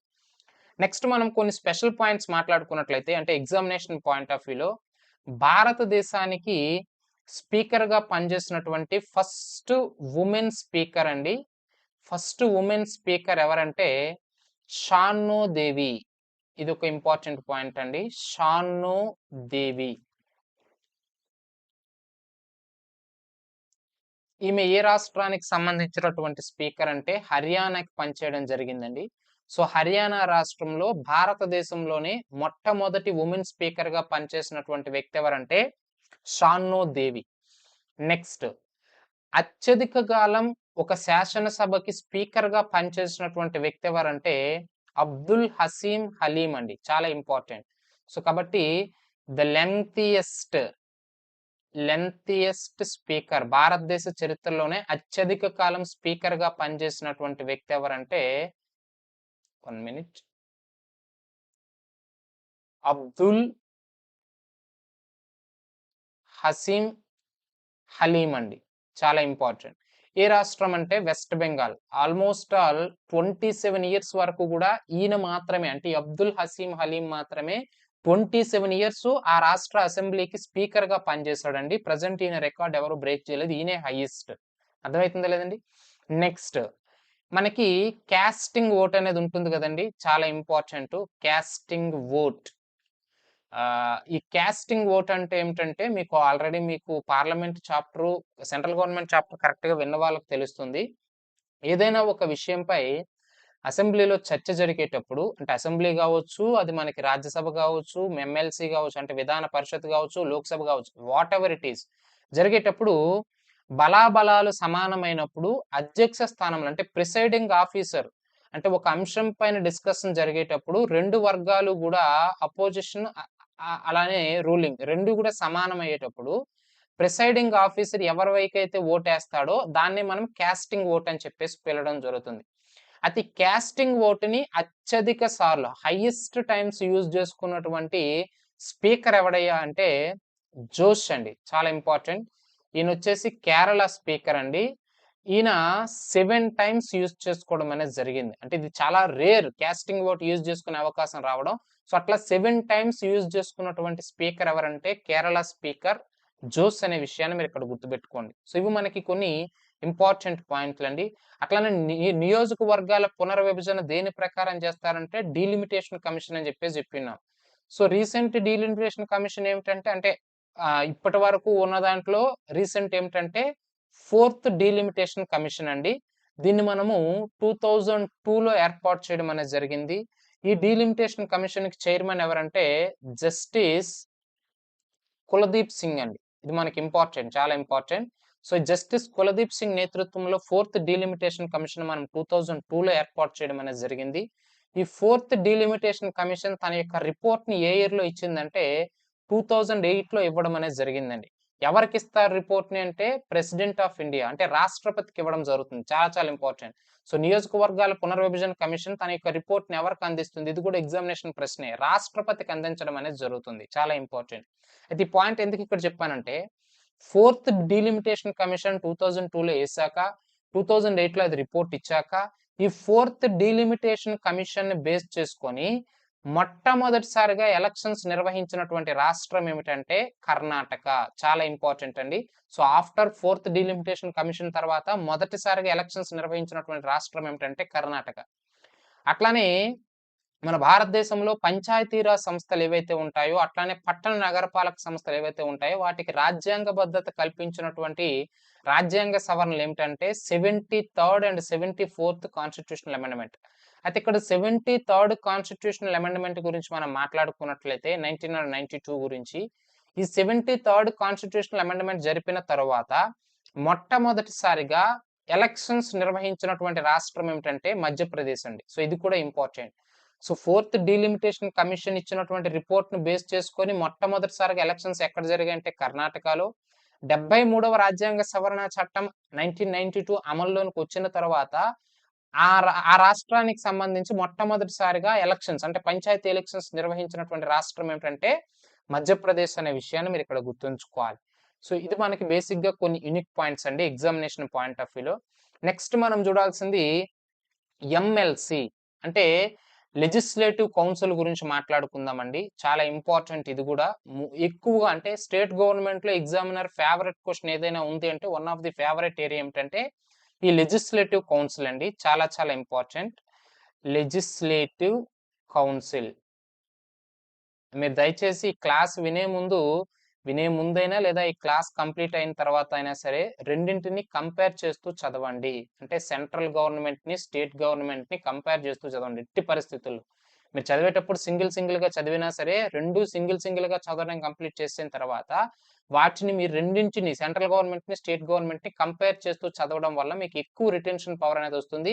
షార్ట్ టైమ్‌లో ఎక్కువ సబ్జెక్ట్‌ని మీరు రీకాల్ చేసుకోవడానికి కూడా అవకాశం ఉంటుంది. చాలా చాలా ఇంపార్టెంట్ అండి. నేను ఆబ్వియస్లీ క్లాస్ చెప్పేటప్పుడు అట్లానే చెప్తాను. 2 ఆర్టికల్స్‌ని బేస్ చేస్తూ 2 అంశాలని కంపేర్ చేస్తూ చెప్తాను. అక్కడ గవర్నర్ చెప్పేటప్పుడు రాష్ట్రపతి దగ్గరికి వస్తాను, ముఖ్యమంత్రి చెప్పేటప్పుడు ప్రధానమంత్రి దగ్గరికి వస్తాను, రాష్ట్ర మంత్రిమండలి గురించి చెప్పేటప్పుడు కేంద్ర మంత్రిమండలి దగ్గరికి వస్తాను, రాష్ట్ర అడ్వకేట్ జనరల్ గురించి మాట్లాడేటప్పుడు కేంద్ర అటార్నీ జనరల్ దగ్గరికి వెళ్ళడం అనేది జరుగుతుంది. మన క్లాస్ అప్రోచ్ అనేది అట్లానే ఉంటుంది కాబట్టి మీరు చదివేది కూడా అట్లానే చదువుకోండి. చాలా చాలా ఇంపార్టెంట్. సో బేసిక్‌గా ఇప్పుడు కేంద్ర ప్రభుత్వం అంటే రాష్ట్రపతి ప్లస్ అట్లానే ఏమిటి లోక్సభ ప్లస్ రాజ్యసభ ఈ మూడింటిని కలిపి మనం అక్కడ కేంద్ర ప్రభుత్వము లేదా పార్లమెంట్ అని చెప్పేసి పిలుస్తూ ఉంటాం. అట్లానే రాష్ట్రంలో అయితే governor plus legislative assembly plus legislative council. అంటే ఇన్ కేస్ ఉంటే, అంటే భారతదేశంలో ఇప్పుడు 28 రాష్ట్రాలు ఉన్నాయి, 8 కేంద్రపాలిత ప్రాంతాలు ఉన్నాయి. అన్నింటికి కూడా లెజిస్లేటివ్ అంటే అన్ని రాష్ట్రాలకి కూడా లెజిస్లేటివ్ కౌన్సిల్ ఉందా అంటే లేదండి. ప్రస్తుతం 6 రాష్ట్రాల్లో మాత్రమే మనకి లెజిస్లేటివ్ కౌన్సిల్ అనేది ఉంది. ఒకవేళ లెజిస్లేటివ్ కౌన్సిల్ ఉంటే governor plus legislative assembly plus legislative council కలిపి మనము స్టేట్ గవర్నమెంట్ అని చెప్పేసి పిలవడం జరుగుతుంది. ఇన్ కేస్ లెజిస్లేటివ్ కౌన్సిల్ లేకపోతే గవర్నర్ ప్లస్ లెజిస్లేటివ్ అసెంబ్లీ ఈ రెండింటినే కలిపి స్టేట్ గవర్నమెంట్ అని చెప్పేసి పిలవడం జరుగుతుంది. అర్థమవుతుంది లేదండి? ఇప్పుడు మన ఆంధ్రప్రదేశ్ పాయింట్ ఆఫ్ వ్యూలో, తెలంగాణ పాయింట్ ఆఫ్ వ్యూలో మాట్లాడితే state government is nothing but legislative council plus legislative assembly plus governor. అదే మీరు మధ్యప్రదేశ్కి రండి, మధ్యప్రదేశ్లో లెజిస్లేటివ్ కౌన్సిల్ ఉందా అంటే లేదు. సో కాబట్టి మధ్యప్రదేశ్ స్టేట్ గవర్నమెంట్ అంటే governor plus legislative assembly, that's it. అర్థమవుతుందా లేదండి? సో ఈ లెజిస్లేటివ్ కౌన్సిల్ అన్ని రాష్ట్రాలకు ఉండదు కాబట్టి ఇది చాలా చాలా ఇంపార్టెంట్ అండి. సో దీని గురించి మనం మాట్లాడుకుందాం. అసలు బేసిక్గా ఈ లెజిస్లేటివ్ కౌన్సిల్ లేదా దీన్నే తెలుగులో అయితే విధాన పరిషత్ అని చెప్పేసి పిలవడం జరుగుతుందండి. సో విధాన మండలి, లెజిస్లేటివ్ అసెంబ్లీ అంటే విధాన మండలి అండి. అట్లనే విధాన పరిషత్ అంటే లెజిస్లేటివ్ కౌన్సిల్, అది గుర్తుపెట్టుకోండి తెలుగు మీడియం అభ్యర్థులైతే. సో ఈ లెజిస్లేటివ్ కౌన్సిల్ అనే కాన్సెప్ట్ మనకి ఎప్పటి నుంచి ప్రారంభమైందంటే బేసిక్గా సెంట్రల్లో మనకి బైకామెరల్ సిస్టమ్ ఏ యొక్క చట్టం ద్వారా వచ్చింది అంటే బైకామెరల్ సిస్టమ్ సెంట్రల్లో మనకి 1919 అండి. అంటే దీన్ని మనము మాంటేగ్ చెమ్స్ఫర్డ్ సంస్కరణల చట్టము అని చెప్పేసి చెప్తా ఉంటాం. కొన్ని యూనిక్ పాయింట్స్ హిస్టరీలో మీరు చదువుకొని ఉంటారు.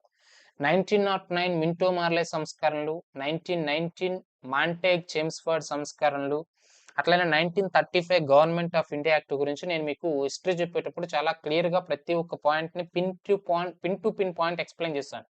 సో అందులో ఈ మాంటేగ్ చెమ్స్ఫర్డ్ సంస్కరణల చట్టం 1919 బైకామెరల్ సిస్టమ్ ఏమిటి? ఈ చట్టం యొక్క ఉద్దేశం ఏమిటంటే కేంద్రంలో అంటే సెంట్రల్ గవర్నమెంట్ లో మనకి బైకామెరల్ సిస్టమ్ మనం ఏ చట్టం ద్వారా తీసుకొచ్చామంటే 1919 మాంటేగ్ చెమ్స్ఫర్డ్ సంస్కరణల చట్టం అండి. అంటే కేంద్రంలో కూడా మనకి ఇప్పుడు మనం మాట్లాడుతున్నాం కదా, లోక్సభ రాజ్యసభ ఇట్లా 2 సభలు ఉండాలి అనేది మనం ఏ చట్టం ద్వారా డిసైడ్ చేసామంటే 1919. అందుకే మీరు చూడండి 1921, 23 ఆ టైంలో మనకి రాజ్యసభ లోక్సభలు ఏర్పడడం అనేది జరిగింది. చాలా చాలా important.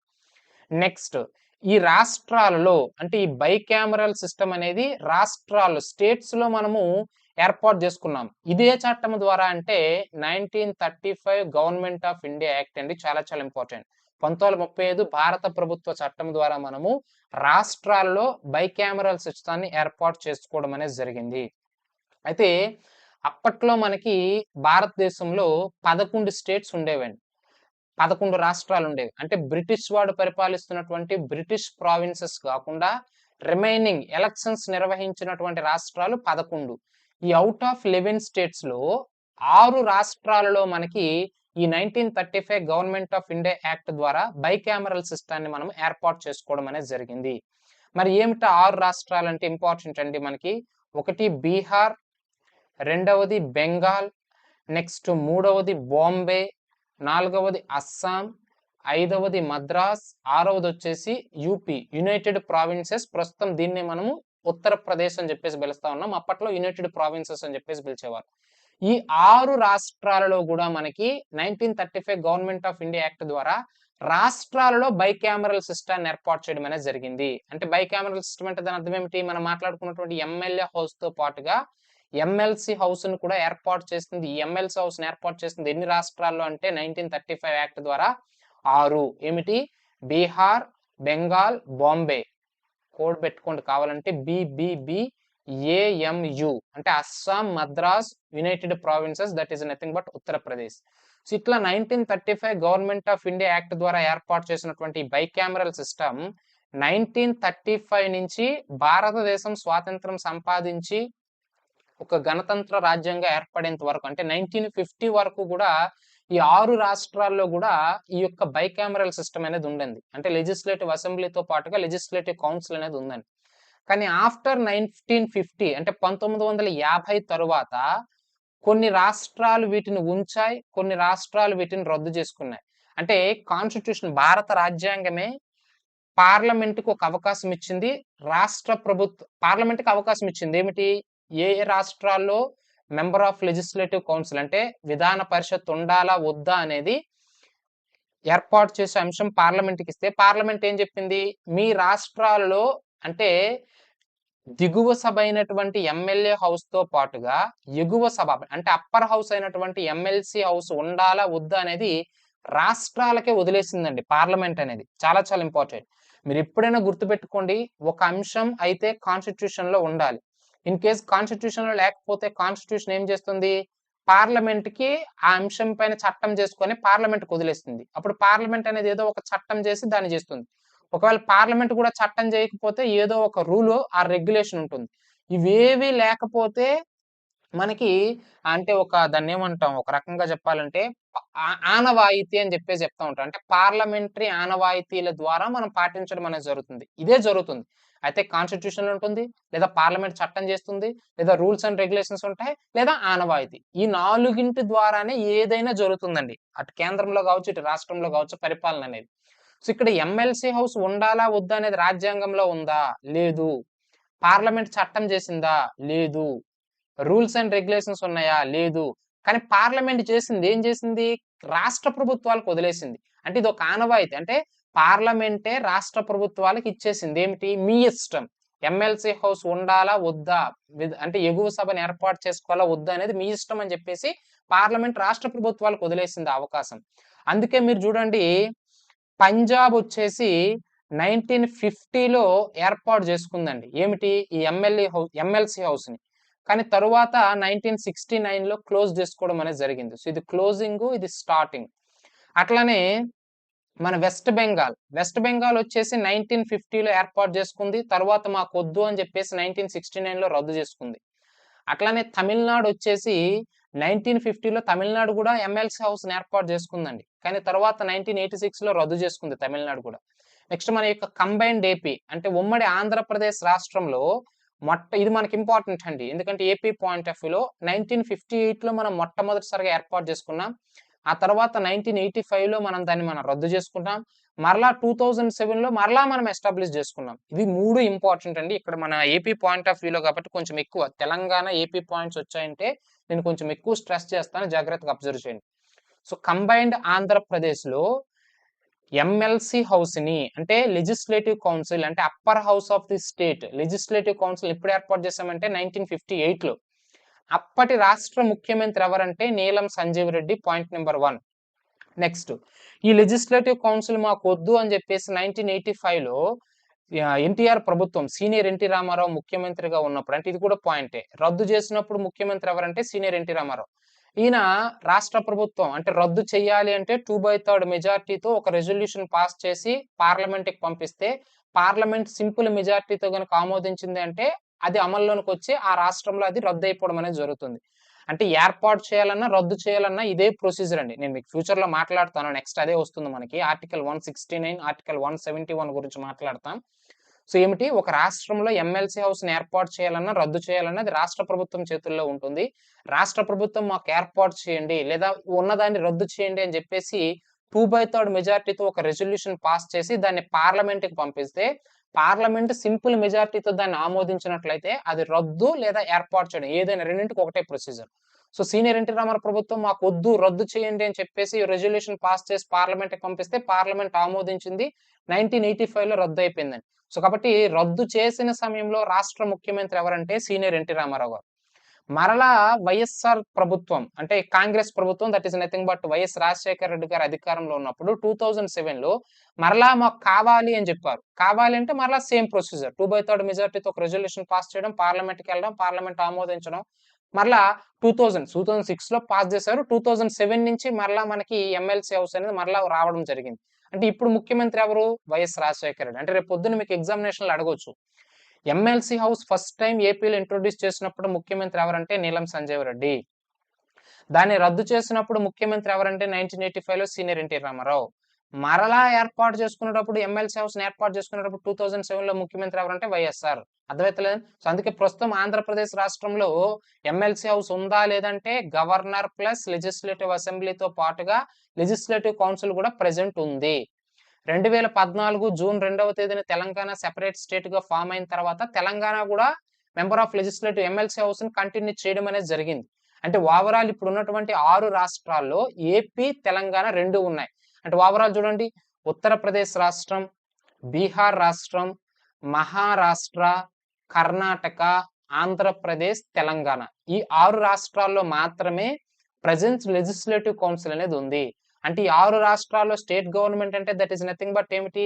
Governor plus legislative assembly plus legislative council ఈ మూడింటిని కలిపి ఆ రాష్ట్ర ప్రభుత్వం అని చెప్పేసి పిలవడం జరుగుతుంది. ఉత్తరప్రదేశ్, బీహార్, మహారాష్ట్ర, కర్ణాటక, ఆంధ్రప్రదేశ్, తెలంగాణ. మీరు ఇప్పుడు నేను మీకు ఎప్పుడు చెప్తా ఉంటానండి, క్లాస్ వినేటప్పుడు ఎవ్రీ పిన్ టు పాయింట్ నేను ఎక్స్ప్లెయిన్ చేస్తుంటాను కాబట్టి ఇది మీకు ఇప్పుడు వచ్చినట్టే ఉంటుంది. కానీ మీరు రివిజన్ గా నెంబర్ ఆఫ్ టైమ్స్ చేయలేదా ఎగ్జామినేషన్ పాయింట్ ఆఫ్ వ్యూలో ఇబ్బంది పడిపోతారు. ఇప్పుడు చదవడానికి బాగానే ఉందండి, రేపు పొద్దున మీకు ఎగ్జామినేషన్ టెన్షన్ లో ఈ కింది రాష్ట్రాల్లో ఏ రాష్ట్రాల్లో ఎమ్మెల్సీ హౌస్ అనేది ఉంది అని చెప్పేసి లేని దాన్ని గుర్తించ లేదా ఉన్నవి అని చెప్పేసి ఉత్తరప్రదేశ్, బీహార్ మధ్యలో ఎక్కడో మహారాష్ట్రకు బదులు మధ్యప్రదేశ్ చేసి పైవన్నీ అని చెప్పేసి ఇస్తాడు. ఆ పైవన్నీ టిక్ పెట్టేశారా ఇంక మీరు బోల్తా పడినట్టే. అక్కడ మధ్యప్రదేశ్ కాదు, Maharashtra. So every pin to point ఎక్కడ ఎగ్జామినర్ మనల్ని ట్రాప్ గురి చేస్తాడో దానిపైన స్పెషల్ కాన్సన్ట్రేట్ చేయాలి. సో కాబట్టి నాట్ మధ్యప్రదేశ్, మహారాష్ట్ర చాలా ఇంపార్టెంట్. స్టార్టింగ్ ఏర్పాటు చేసినటువంటి అంటే 1935 గవర్నమెంట్ ఆఫ్ ఇండియా యాక్ట్ ద్వారా 6 రాష్ట్రాల్లో ఉన్నాయని చెప్పినాం చూడండి. అందులో బీహార్ ప్రస్తుతం కంటిన్యూ చేస్తుంది, బెంగాల్ లేదు, బాంబే ఇది ఇంపార్టెంట్, ఇది గుర్తుంటే ఆ పాయింట్ గుర్తుంటుంది. అంటే 1935 గవర్నమెంట్ ఆఫ్ ఇండియా యాక్ట్ ద్వారా అప్పుడున్న 11 రాష్ట్రాలు 6 రాష్ట్రాలు ఏర్పాటు చేసుకుంటే ఆ 6 ప్రస్తుతం ఉన్న బాంబే అంటే ఆ బాంబేయే ప్రస్తుత మహారాష్ట్ర. ఆ విషయాన్ని గుర్తుపెట్టుకోండి. అర్థమవుతుంది లేదండి. ఈ బాంబే నుంచే మహారాష్ట్ర, గుజరాత్ అనే రాష్ట్రాలు సెపరేట్ గా విడిపోయాయి. అలానే అట్లా అస్సాం అప్పుడు ఏర్పాటు చేసుకుంది, ప్రస్తుతం లేదు. మద్రాస్ అంటే తమిళనాడు అప్పుడు ఏర్పాటు చేసుకుంది, ఇప్పుడు లేదు. ఉత్తరప్రదేశ్ అప్పుడు ఏర్పాటు చేసుకుంది, ఇప్పుడు కూడా ఉంది. అంటే అప్పటి 6 రాష్ట్రాల్లో బీహార్, బాంబే, యునైటెడ్ ప్రావిన్సెస్ అంటే ప్రస్తుతం విషయంలో ప్రస్తుతం కూడా బీహారే, ప్రస్తుత మహారాష్ట్ర, ప్రస్తుత ఉత్తరప్రదేశ్ ఈ మూడింటితో పాటుగా కొత్తగా ఏమిటి? ఆంధ్రప్రదేశ్, తెలంగాణ, కర్ణాటక. సో ఇవి మూడు ఈ 6 ప్రస్తుతం మనకి లెజిస్లేటివ్ కౌన్సిల్ అనేది ఉంది అనే విషయాన్ని మీరు ఇక్కడ ప్రధానంగా గుర్తుంచుకోవాలి. చాలా చాలా ఇంపార్టెంట్ అయినటువంటి అంశం అండి. ఓకేనా? అయితే 1958లో ఫస్ట్ టైం మనము ఈ లెజిస్లేటివ్ కౌన్సిల్ ఫామ్ చేసుకున్నాం కదండి. ఫస్ట్ టైం 1958లో లెజిస్లేటివ్ కౌన్సిల్ ఫామ్ చేసుకునేటప్పుడు ఈ లెజిస్లేటివ్ కౌన్సిల్ చైర్మన్ ఎవరు అంటే ఇది examination point of view important అండి. 1958 లెజిస్లేటివ్ కౌన్సిల్ చైర్మన్ ఎవరంటే మాడపాటి హనుమంతరావు. ఏమిటండి? మాడపాటి హనుమంతరావు. నేను మీకు ఏపీ హిస్టరీ చెప్పేటప్పుడు ఇవన్నీ కూడా ఏపీ హిస్టరీలో వస్తాయండి. ఇప్పుడు నేను చెప్పిన ఎవ్రీ పాయింట్ ఆంధ్రప్రదేశ్ రాష్ట్రానికి సంబంధించినటువంటి అంటే 1953 ఆంధ్ర రాష్ట్రం ఏర్పడేటప్పుడు మొట్టమొదటి ముఖ్యమంత్రి టంగుటూరి ప్రకాశం పంతులు. ఆ తర్వాత మద్యపాన నిషేధం ద్వారా 1955లో తన పదవిని కోల్పోవడం. ఆ తర్వాత బెజవాడ గోపాల్ రెడ్డి 1955లో రావడం. ఆయన 1956 వరకు కంటిన్యూ అవ్వడం. అండ్ నేను మీకు కొన్ని పాయింట్స్ చెప్తాను చూడండి. అంటే మీరు జాగ్రత్తగా వినండి, నేను చెప్పుకుంటూ వెళ్తాను. ఇవి ఇంపార్టెంట్ అనమాట మనకి ఎగ్జామినేషన్ పాయింట్ ఆఫ్ వ్యూలో. సో 1953లో ఆంధ్ర రాష్ట్రం ఇక్కడ ఆబ్వియస్లీ ఇది మనకి ఇంపార్టెంట్ కాదు, సంబంధం లేదు, బట్ చెప్తున్నాను, ఇంపార్టెంట్ గుర్తుపెట్టుకోండి. 1953లో ఎవరండి? టంగుటూరు ప్రకాశం పంతులు. ఆ తర్వాత ఆయన మద్యపాన నిషేధం చేయడం వల్ల 1953 వరకు 55 వరకు ఉండి ఆ తర్వాత పదవిని కోల్పోతారు. రాష్ట్రపతి పాలన విధించడం అనేది జరుగుతుంది. రాష్ట్రపతి పాలన తర్వాత మనకు వచ్చింది ఎవరంటే బెజవాడ గోపాల్ రెడ్డి. ఈయనే మనకి 1956 వరకు ఉంటారు. 1956లో మనకి తెలంగాణ, ఏపీ కలిపి విశాలాంధ్ర ఏర్పడుతుంది. విశాలాంధ్ర ఫామ్ అయిన తర్వాత మొట్టమొదటి ముఖ్యమంత్రి అంటే నీలం సంజీవ్ రెడ్డి. మరి ఇది మీకు కామనే, నీలం సంజీవ్ రెడ్డి తర్వాత అది ఏపీ హిస్టరీలో చెప్తాం. ఇప్పుడు చెప్తే మళ్ళీ అవన్నీ మాకు ఎందుకు అంటారు. నీలం సంజీవ్ రెడ్డి, కాసు బ్రహ్మానంద రెడ్డి, అట్లానే మనకి పివి నరసింహారావు, జలగం వెంగళరావు, టంగుటూరు అంజయ్య, మర్రి చెన్నారెడ్డి, నేదురుమల్లి జనార్దన్ రెడ్డి. అర్థమవుతుందా లేదండి? అట్లానే కోట్ల విజయభాస్కర్ రెడ్డి, అట్లానే సీనియర్ ఎన్టీ రామారావు ఆ మధ్య 1983 నుంచి 1989 వరకు కూడా మనకి ముఖ్యమంత్రిగా ఉంటారు. ఆ తర్వాత 1994 నుంచి 1995 వరకు కూడా ముఖ్యమంత్రిగా ఉంటారు. Overall 4 times senior NT Rama Rao గారు చేస్తారు. ఈ పాయింట్స్ అన్ని కూడా ఇక్కడ మీకు చెప్పినా అది కన్ఫ్యూజ్ లా ఉంటుంది, అందుకే నేను వాటిని కెలకట్లేదు, మధ్యలో ఆపేశాను. ఇది మీకు ఏపీ హిస్టరీలో ఎవ్రీ పాయింట్ ఎక్స్ప్లెయిన్ చేశానండి. ఇక్కడ మీరు గుర్తుంచుకోవాల్సినటువంటి అంశం ఏమిటంటే మెంబర్ ఆఫ్ లెజిస్లేటివ్ కౌన్సిల్ ఏర్పాటు చేసేటప్పుడు ముఖ్యమంత్రి ఎవరు, రద్దు చేసేటప్పుడు ముఖ్యమంత్రి ఎవరు, మరలా పునః ప్రవేశపెట్టినప్పుడు ముఖ్యమంత్రి ఎవరు? నీలం సంజీవ్ రెడ్డి, సీనియర్ ఎన్టీ రామారావు, వైఎస్ఆర్ ప్రభుత్వం ఇంపార్టెంట్. అట్లానే ఇది లెజిస్లేటివ్ కౌన్సిల్ యొక్క ప్రిసైడింగ్ ఆఫీసర్ ఏమంటాం? చైర్మన్. ఇక్కడ చూడండి, కేంద్రంలో లోక్సభ అంటే దిగువ సభ, లోవర్ హౌస్, ఎగువ సభ అంటే రాజ్యసభ. అట్లానే రాష్ట్రంలో దిగువ సభ అంటే లెజిస్లేటివ్ అసెంబ్లీ, ఎగువ సభ అంటే లెజిస్లేటివ్ కౌన్సిల్. ఈ ఎగువ సభలు అప్పర్ హౌసెస్ కు ఉన్నటువంటి ప్రిసైడింగ్ ఆఫీసర్స్ ని మనం ఏమంటామంటే చైర్మన్స్, డిప్యూటీ చైర్మన్స్ అంటాం. ఈ లోవర్ హౌసెస్ యొక్క ప్రిసైడింగ్ ఆఫీసర్స్ ఏమంటామంటే స్పీకర్, డిప్యూటీ స్పీకర్ అని చెప్పేసి పిలవడం జరుగుతుంది. చాలా చాలా ఇంపార్టెంట్. ఓకేనండి. సో లెజిస్లేటివ్ కౌన్సిల్ 1958లో ఫస్ట్ టైం ఫామ్ అయినప్పుడు చైర్మన్ ఎవరంటే మాడపాటి హనుమంతరావు. చాలా ఇంపార్టెంట్. నెక్స్ట్, ఈ లెజిస్లేటివ్ కౌన్సిల్ కి సంబంధించి ఇంపార్టెంట్ ఆర్టికల్స్ అనేటప్పుడు ఆర్టికల్ 169 ఇంపార్టెంట్ అండి మనకి. అట్లానే ఆర్టికల్ 171 కూడా ఇంపార్టెంట్ అండి మనకి. ఈ రెండు కూడా మోస్ట్ ఇంపార్టెంట్ ఆర్టికల్, ఎగ్జామినర్ కి favourite area, question area. Article 169 ఏం తెలియజేస్తుందంటే లెజిస్లేటివ్ కౌన్సిల్ కి సంబంధించి క్రియేషన్, జాగ్రత్తగా అబ్జర్వ్ చేయండి, creation and abolition of legislative council అంటే విధాన పరిషత్ ఏర్పాటు మరియు రద్దు గురించి తెలియజేసే అధికారం ఏమిటంటే ఆర్టికల్ 169 అనే విషయాన్ని మీరు ఇక్కడ గుర్తుంచుకోవాలి.